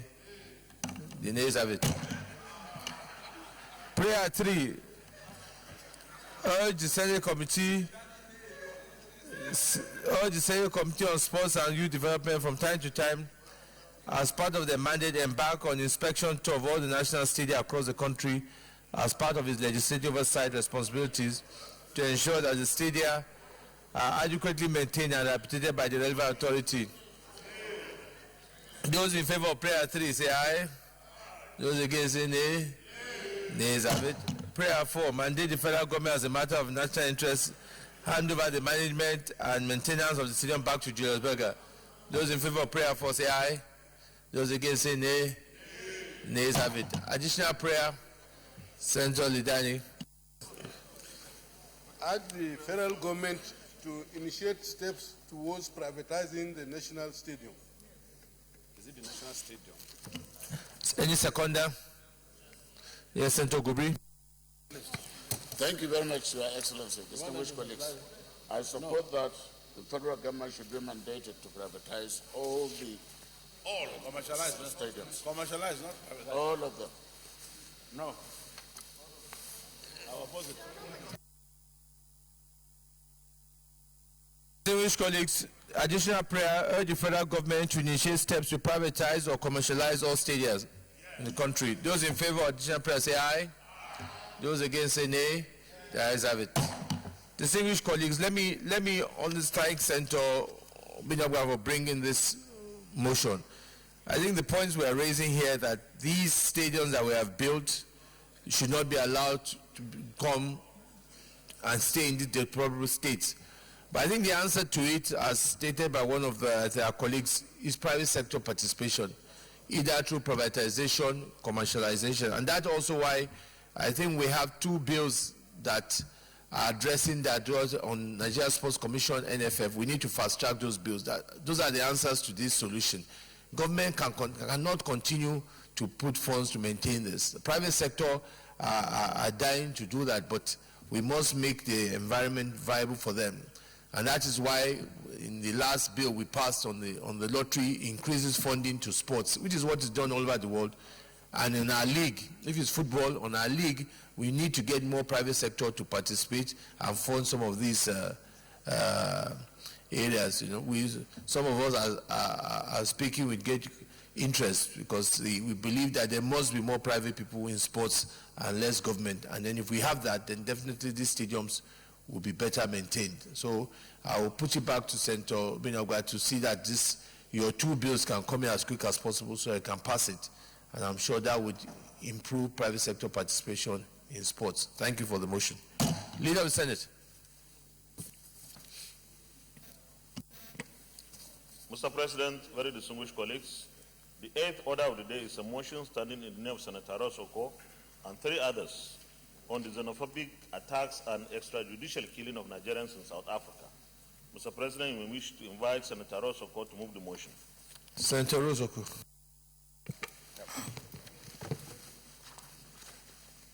My name is Senator Rose Oko. I represent Cross River North. Thank you, Mr. President, for giving me the floor. I rise to move a motion on the resurgence of xenophobic attacks and extrajudicial killings of Nigerians in South Africa. The Senate notes with serious concern and worry the return of xenophobic attacks on Nigerians in South Africa, as well as extrajudicial killings In the early hours of Saturday, 18th of February 2017, South Africans reportedly attacked and looted businesses owned by Nigerians in Pretoria, as confirmed by Ikechukwu Anyene, President of the Nigerian Union in South Africa, and reported by the media. Also, Tochukwu Nadi was on December 29, 2016, yet again killed in an extrajudicial manner by being strangulated by the South African police, leading to his death. Senate observes that these incidents violate Article 5 of the United Nations Universal Declaration on Human Rights, Article 4 and 7 of the African Charter on Human and People's Rights, and Sections 11 and 35 of the 1996 Constitution of the Republic of South Africa. Senate further observes that Article 5 of the UN Universal Declaration on Human Rights holds that no one shall be subjected to torture or cruel, inhuman, or degrading treatment. Article 4 of the African Charter provides that every being shall be entitled to respect for his life and the integrity of his person, and that no one may be arbitrarily deprived of this right. While Section 35 of the South African Constitution provides that everyone arrested for allegedly committing an offense has the right to be brought before a court as soon as reasonably possible, but not later than 48 hours after arrest. The Senate notes that as a signatory to the UN Charter on Human Rights and African Charter on Human and People's Rights, it is mandatory on South Africa to respect, promote, and observe the international laws on human rights. The Senate is alarmed that in 2016 alone, 20 Nigerians in South Africa were killed in an extrajudicial manner over allegations of drug trafficking without recourse to legal process and fair hearing as prescribed by the international laws and even the South African laws itself. While in the last 2 years, about 116 Nigerians have been killed in these attacks. Senate is further alarmed that xenophobic killings of Nigerians in South Africa in the last 10 years have occurred several times, resulting in lootings, killings, and wanton destruction of properties and death. Senate is concerned that a recent xenophobic attack in Pretoria West in South Africa, which started at 4 a.m. on the 18th of February 2017, resulted in the looting and burning of 5 Nigerian businesses, one of which was a mechanic workshop with 28 cars which were under repair.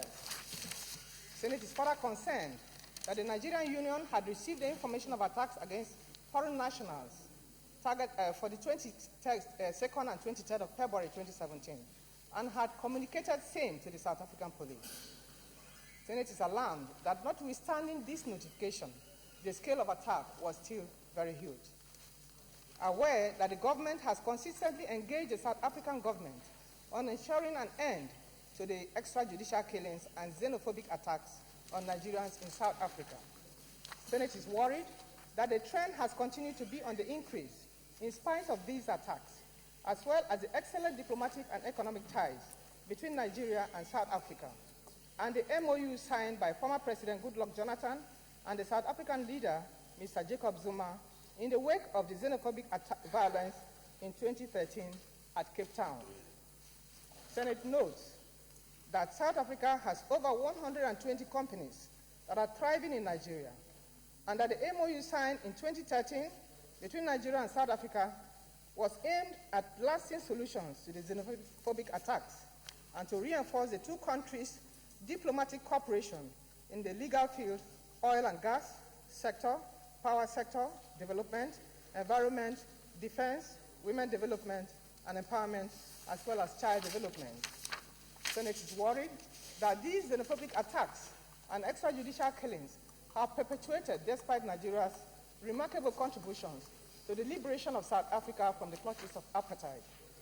Senate is further worried that the extrajudicial killings and xenophobic attacks are not only against the principle and intent of the MOU and all known statutes, international, regional, and state, but is also capable of weakening the good diplomatic ties between the two nations if urgent steps are not taken to address the ugly trend. Senate therefore accordingly resolves 2. 1. Condemn in strong terms the return of the xenophobic attacks and extrajudicial killings of Nigerians by the South African police and South Africans. 2. Invite the Minister of Foreign Affairs to provide insight into government's plans towards engaging the South African government to effectively end the xenophobic attacks that just resurfaced and the growing incidence of extrajudicial killings of Nigerians. 3. Urge government to reconsider Nigeria's diplomatic ties with South Africa if the ugly incidents of these attacks and extrajudicial killings of Nigerians in South Africa are not urgently halted by the South African government.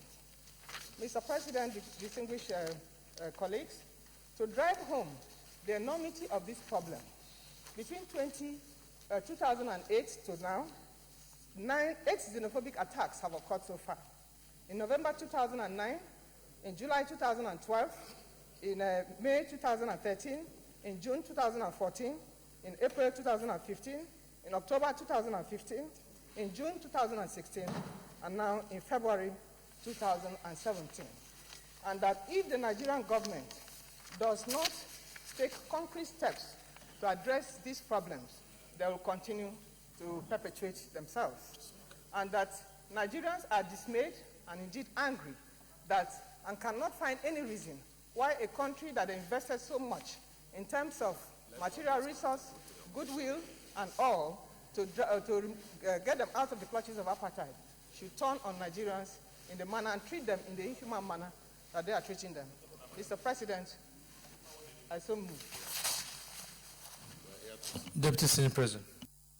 Thank you, Mr. President.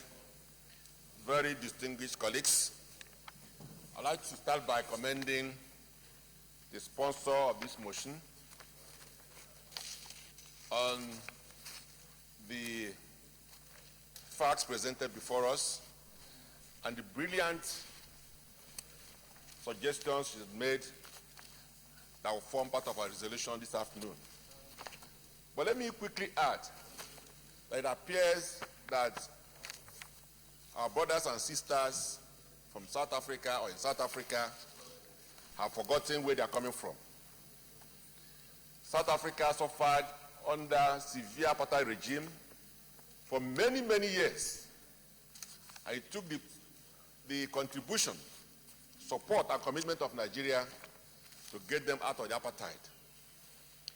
Mr. President, distinguished colleagues, we must remind ourselves that time was when Nigerians go to the UK without visa. The essence of imposing visa on Nigerians to go to UK was because of our support and our commitment to South Africa. Nigeria started by imposing sanctions on the United Kingdom on account of apartheid. And one of those sanctions was a requirement for British citizens coming to Nigeria to obtain Nigerian visa.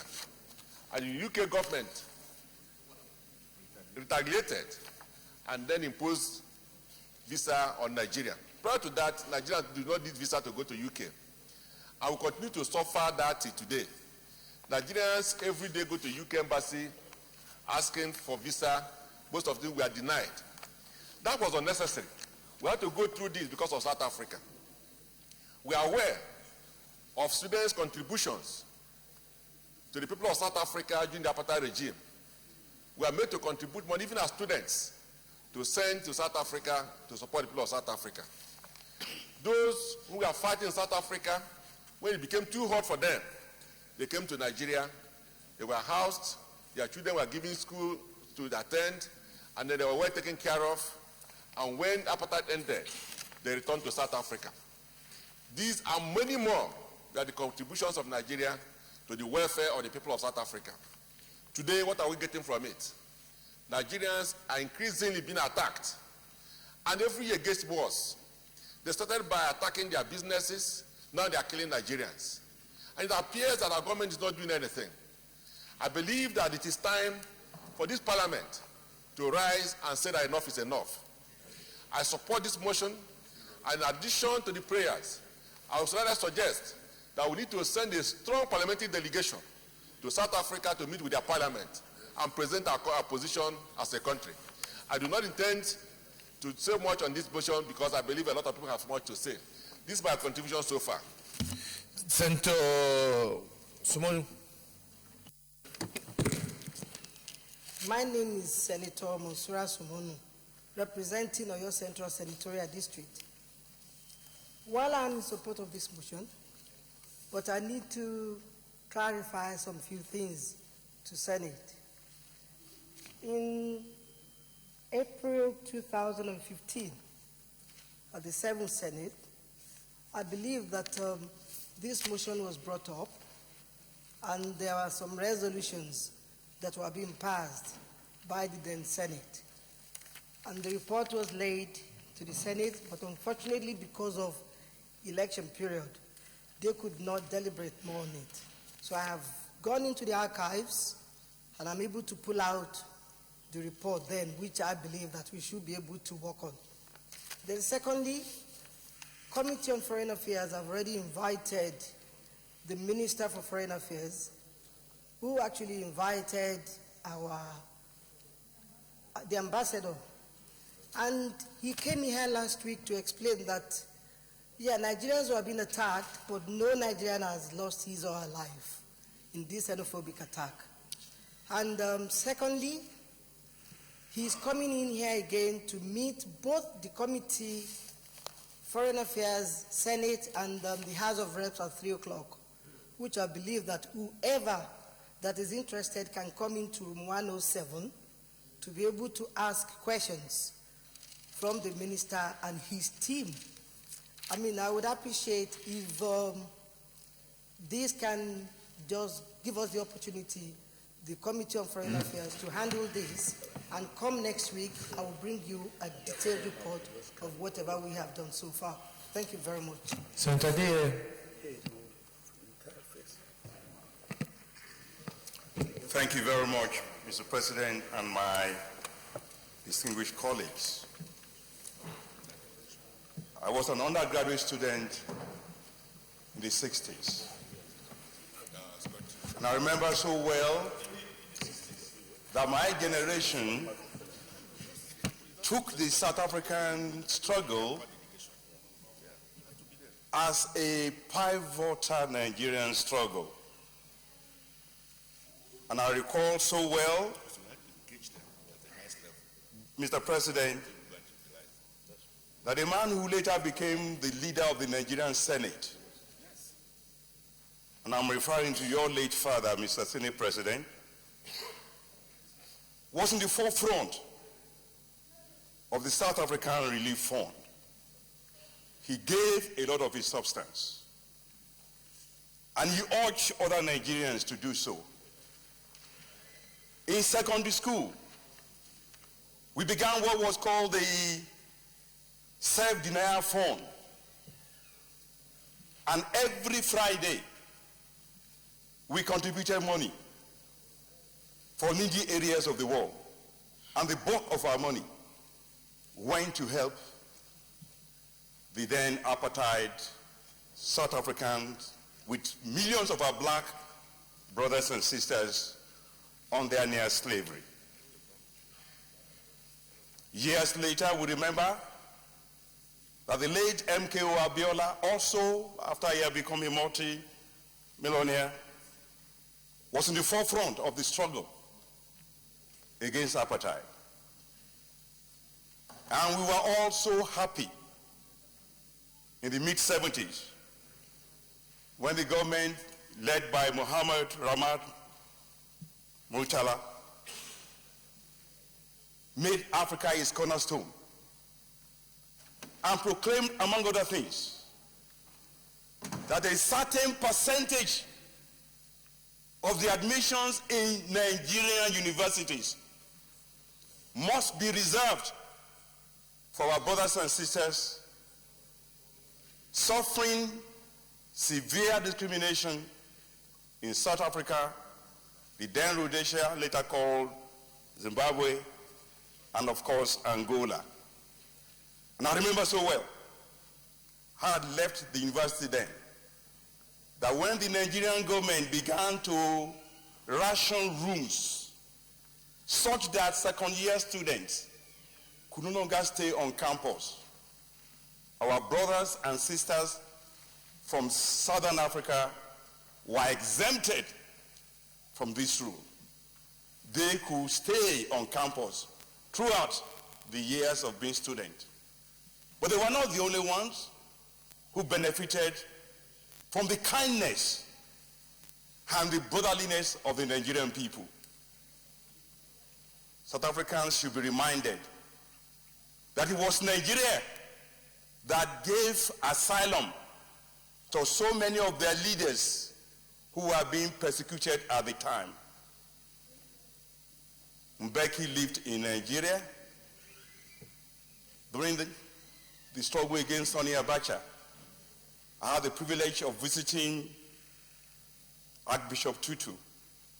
And as I got to his room, I met a woman there who was called Mama Nigeria because she used to live in Nigeria. And she began to dance Nigerian dance. And she said to Archbishop Tutu that God will not forgive you if you abandon Nigeria in his hour of need. When I then got to the US, I'm proud to say that I later became the president of the Nigerian Student Union, and I was the chairman of the Political Action Committee of the African Student Union. At the time that our children are being slaughtered, we wish their senators would not make this a laughing matter.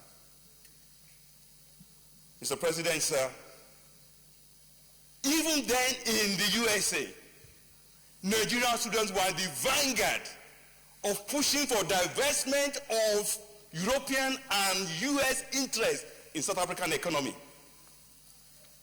I went and changed myself with other African students to Russell bidding in Atlanta to draw attention to the chains that our brothers and sisters were under in South Africa. I had to be taken to court, prosecuted, warned to be of good behavior just because I was praying and working for the freedom of our brothers and sisters. What are they saying? They are saying that Nigerians are coming to South Africa to work. If a Nigerian commits crime anywhere in the world, including Nigeria, let that Nigerian be persecuted. But if you give a person work permit and he comes, and then he's leaving that work and going home, and you go and attack him, a country that grants you visa has undertaken to give you security over your life and your property. Mr. President, sir, the largest university of South Africa had an open interview for its vice chancellor in 1996.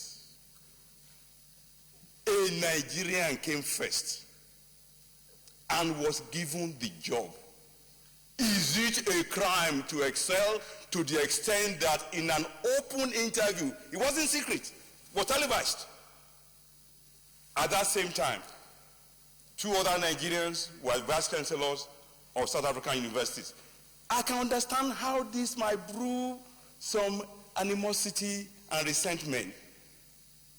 But let's remind South Africa that the most prosperous nations of the world are the ones who open their arms and their doors and their hearts to talent from all over the world. Mr. President, sir, it breaks my heart to see that having done so much for South Africa, that South Africa, in our lifetime, will forget the contribution of Nigeria. I'm glad that the Deputy President alluded to the fact that it was because of South Africa that we faced sanctions from Britain. Let's now remind South Africa what they may not remember. That for every penny a Nigerian makes in South Africa, South Africa are making multiples of that in Nigeria. MTN, belong to South Africa. Maybe South Africa will force Nigeria to send MTN going.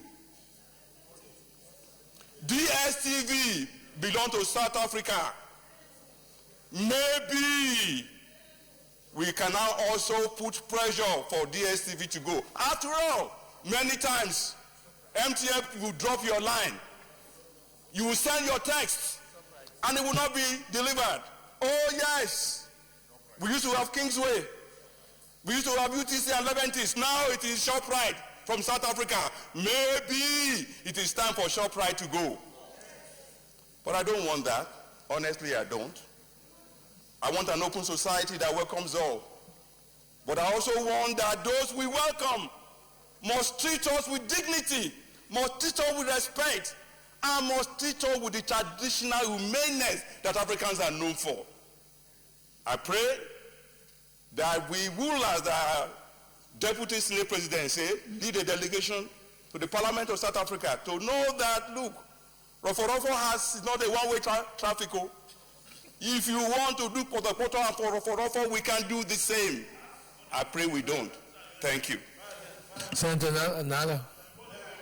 Thank you very much, Mr. President, and my distinguished colleagues. I think the seriousness of this matter tallies with the thinking and intelligent thinking of the Deputy Senate President that a delegation, parliamentary delegation, should meet the Parliament of Africa, South Africa. Let me equally remind South Africa that in our journey in nation building in this country, one of the best leaders we have had, who was determined to change this country, was late General Murtala Mohammed. It will not be out of place to allude to the fact that what cost him his life was his dedication to the freedom of South Africa as far as apartheid is concerned. We all knew the popular speech in 1976 in Addis Ababa, and with your permission, if my memory will not fail me, let me repeat it for the records. When we speak of apartheid, my heart bleeds, and I'm sure the heart of every true-blooded African bleeds. When we cry for help, we are assured of Western sympathy. But when we call for sanctions to end the shame of Western civilization, suddenly the glitter of gold in the form of dividends become more convincing a consideration than the life and liberty of the Africans. This was his expression of how sad he was with the cooperation given by other African leaders. It is ironical. It is un-African to pay back somebody who has shown this level of commitment to your freedom in the way that the South Africans are treating Nigeria. We are all saddened by that. Let me say that I thank my good sister, distinguished Senator Rose Oko, for bringing this motion, and I'm happy with the level of support that this motion has received. I think what we do is to abandon all prayers and take that one single prayer of parliamentary engagement with the South African Parliament to register our disgust, and where possible, even to the President. Not quite long, President Zuma was here. We exchanged, we made pleas for cooperation between the two countries, and then all of a sudden this is happening. Mr. President, this is not a matter that should be taken with kid gloves. We must assert, and lawfully so, the superiority of our thinking and the demand for a reciprocal respect from the commitment we have shown for the freedom of South Africans. Thank you very much, Mr. President. Senator Abdullah. Thank you, Mr. President. I rise to lend my voice to this very important motion, Mr. President.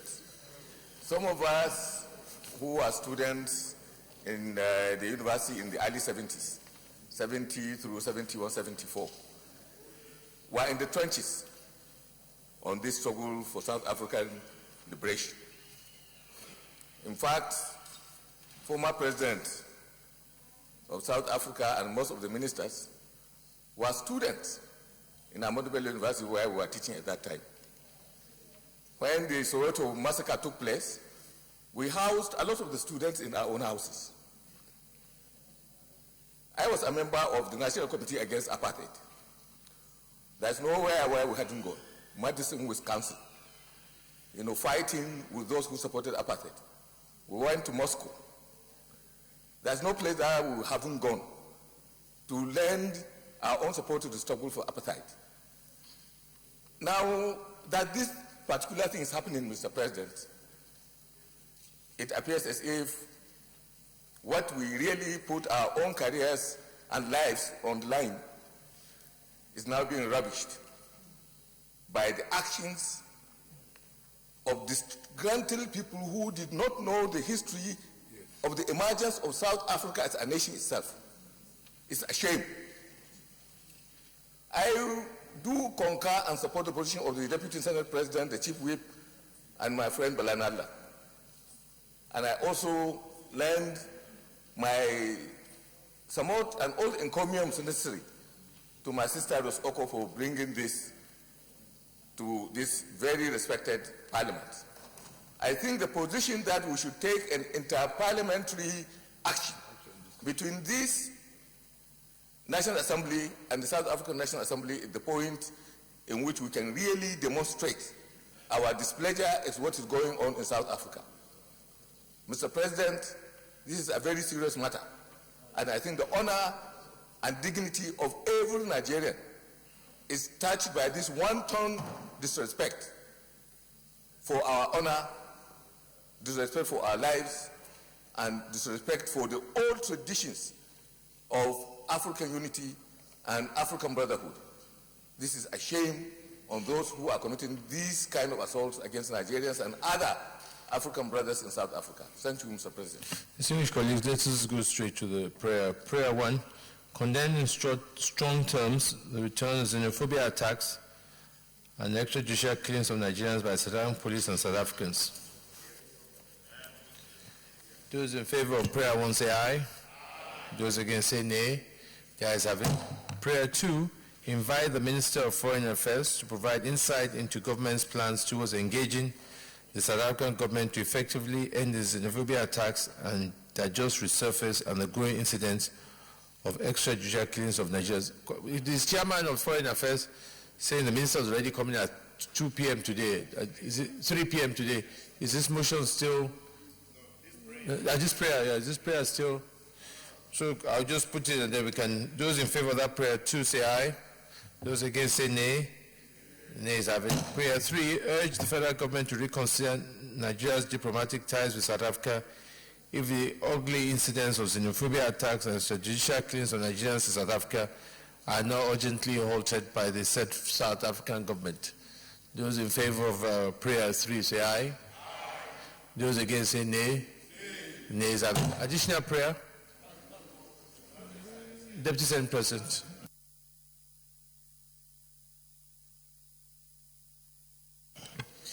That this Senate do send a strong parliamentary delegation to the Parliament of South Africa to register our displeasure on the attack of Nigerian citizens living in South Africa.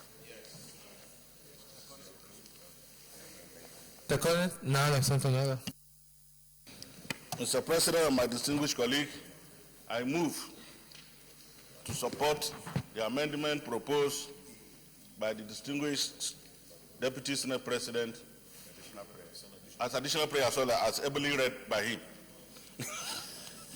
Distinguished colleagues, additional prayer that this Senate send a strong parliamentary delegation to the South African Parliament to express our displeasure at the xenophobia attacks on Nigerians in South Africa.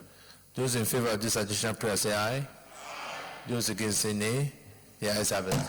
Distinguished colleagues, I want to join others to thank Senator Rose Oko for this very important motion.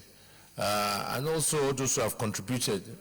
This issue is one that is very sad and unfortunate. These attacks are becoming one too many. And I think that we must take the bull by the horn and put an end to this. The two countries have always enjoyed an enviable relationship, and we should not allow that to deteriorate. As we've all said, Nigeria has made great sacrifices for South Africa, and as such, we must, and that is why also the suggestion that we must have a parliamentary intervention and engage the South African Parliament to find a way to address this. In the meantime, I think the Minister will also brief the Foreign Affairs on what action government is taking on the executive level or the diplomatic level. But most important thing is the issue of dignity and respect from Nigerians.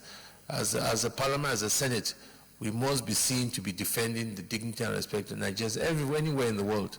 And this is very important. And that is why also, Chairman Foreign Affairs, please let's complete the screening exercises of these ambassadors so that they can be posted.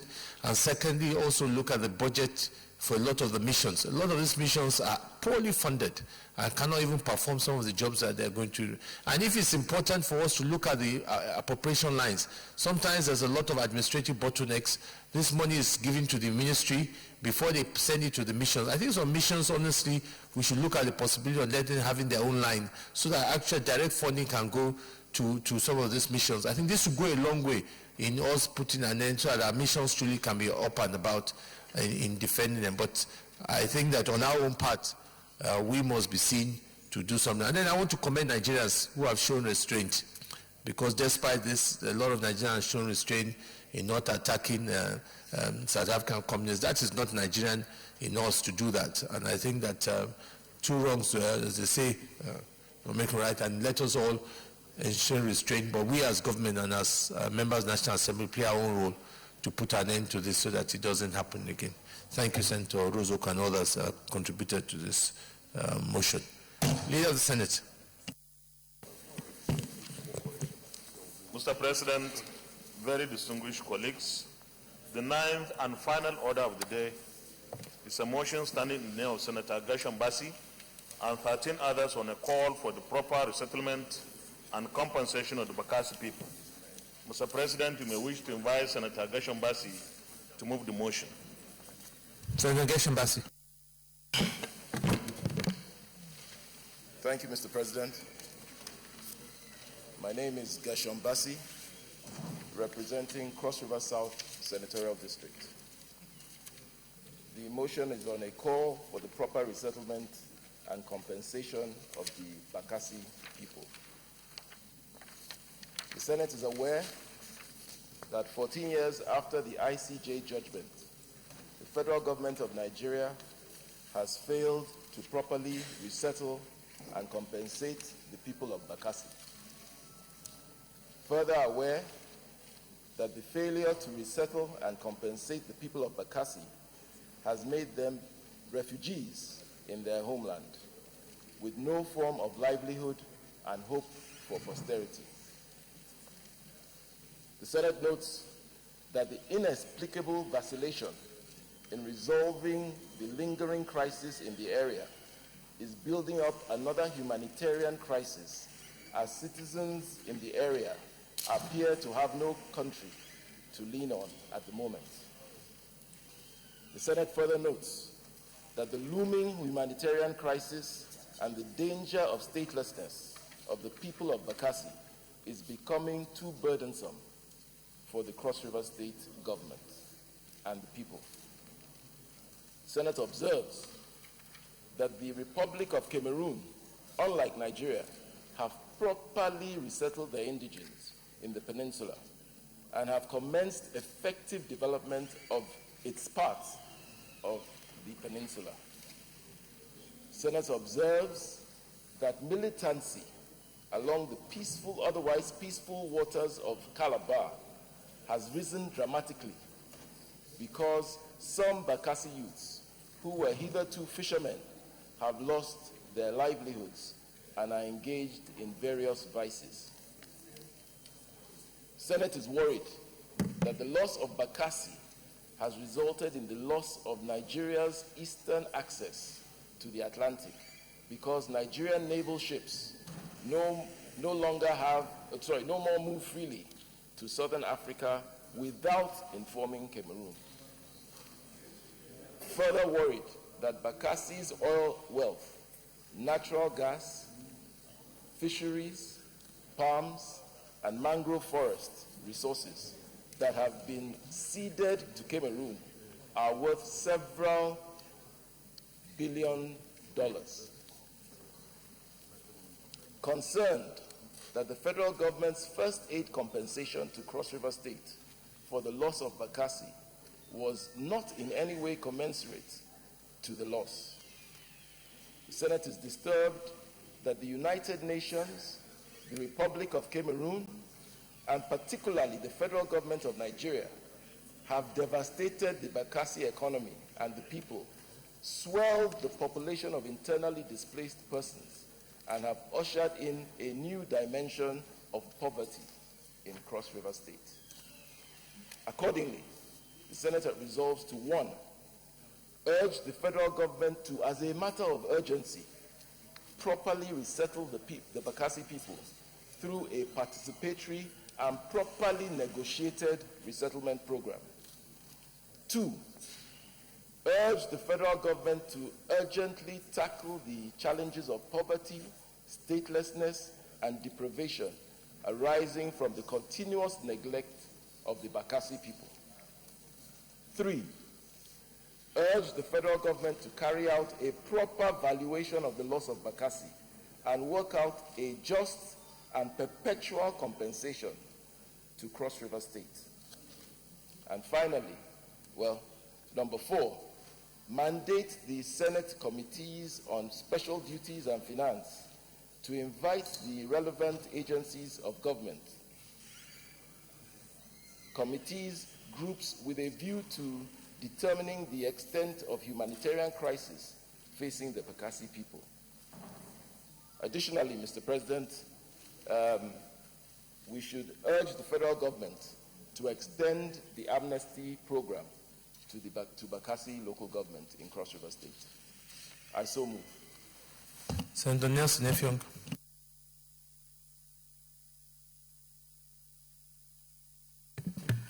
Thank you very much, distinguished Senate President, Your Excellency. I am Senator Nelson Effiong, and I speak for the good people of Akwa Ibom South Senatorial District. Mr. President, the issue that has been brought forward by distinguished Senator Ambassadorial is a very pathetic issue. The people of Bakassi, the returnees from both Cross River State and Akwa Ibom States, are bona fide indigenes of Nigeria. It is not their fault that their land was ceded to Cameroon 14 years ago. Mr. President, it is embarrassing to say the least that since the ceding of Bakassi 14 years ago till today, the succeeding governments in this country have not done anything to resettle these people properly. Mr. President, it is a terrible sight if you go and see how these people are living. It is even worse than what we have in the IDP camps in the Northeast. Their conditions are very deplorable. The children are not going to school. And we must understand, Mr. President, that these people were born and bred in Bakassi. And after living there, raising their children there, they were driven away and their land was ceded to Cameroon. I want to tell you, Mr. President, out of frustration, the children have become criminals. Some of those who were fishermen cannot go to fishing because of the activities of the sea pirates on the high sea. So it is a very frustrating situation. And if these people are calling themselves citizens of Nigeria and the country is not out there to help them, I don't know where they will go to. So I want to join distinguished Senator Ambassadorial in appealing to government, let me use the word appealing, to government to properly resettle these returnees, give them a sense of belonging in this country, empower them, train them on skills so that they can be self-sustaining. Thank you very much, Mr. President. Senator Rozoko. Thank you, Mr. President. Distinguished colleagues, my name is Rose Oko, Cross River North. Mr. President, I totally support this motion. Since the ceding of Bakassi to the Cameroons some 14 years ago, Cross River State did not only lose the revenue that it derives from the oil wells that were in that part of the country then, but also its citizens were displaced. Nigerians, cross-riverians who are in Bakassi moved to a local government that is called Akpabuyo. Until now, they live in no better condition than a refugee camp or an internally displaced camp, an IDP camp. They have continued to live in this manner for 14 years. Any form of assistance that has been given to them has been given to them by the Cross River State government. Mr. President, distinguished colleagues, these people cannot continue to live in this manner. If you see them today, I tell you, they live as refugees ostensibly in their own country. Mr. President, the federal government needs to compensate Cross River State not only for losing a source of revenue, but needs to look at the situation of those that were displaced from Bakassi into Cross River State, back into Nigeria, so that we can give them some hope in life. We can remedy the situation. We can upgrade the standard of living that they now find themselves in. Mr. President, distinguished colleagues, I totally support this motion.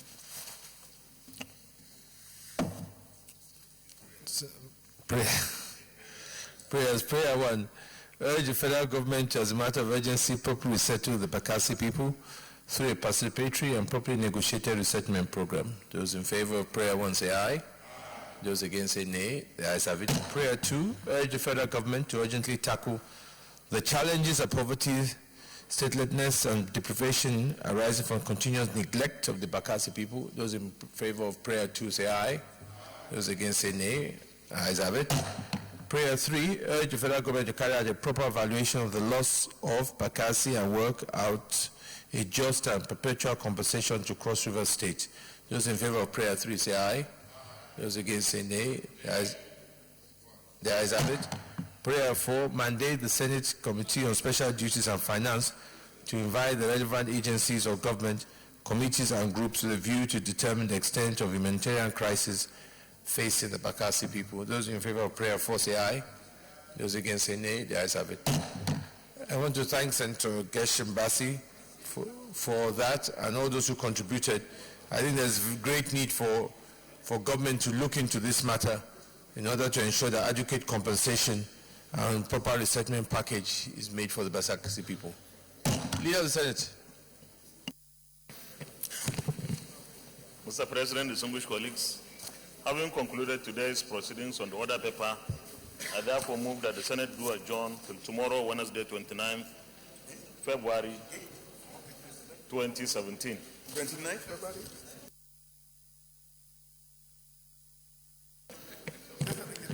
Leap year.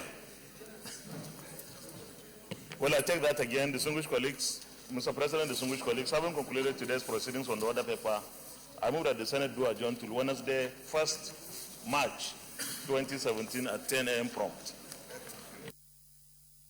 Distinguished colleagues, Your Excellency, Mr. President, I rise to second the motion that this Senate do now adjourn to 1st March 2017, Wednesday. I so second. Distinguished colleagues, those in favor of the motion that the Senate hereby adjourn to Wednesday, 1st of March, 10 a.m. 2017 say aye. Those against say nay. The ayes have it. The Senate is accordingly adjourned to Wednesday, 1st of March 2017, 10 a.m. prompt.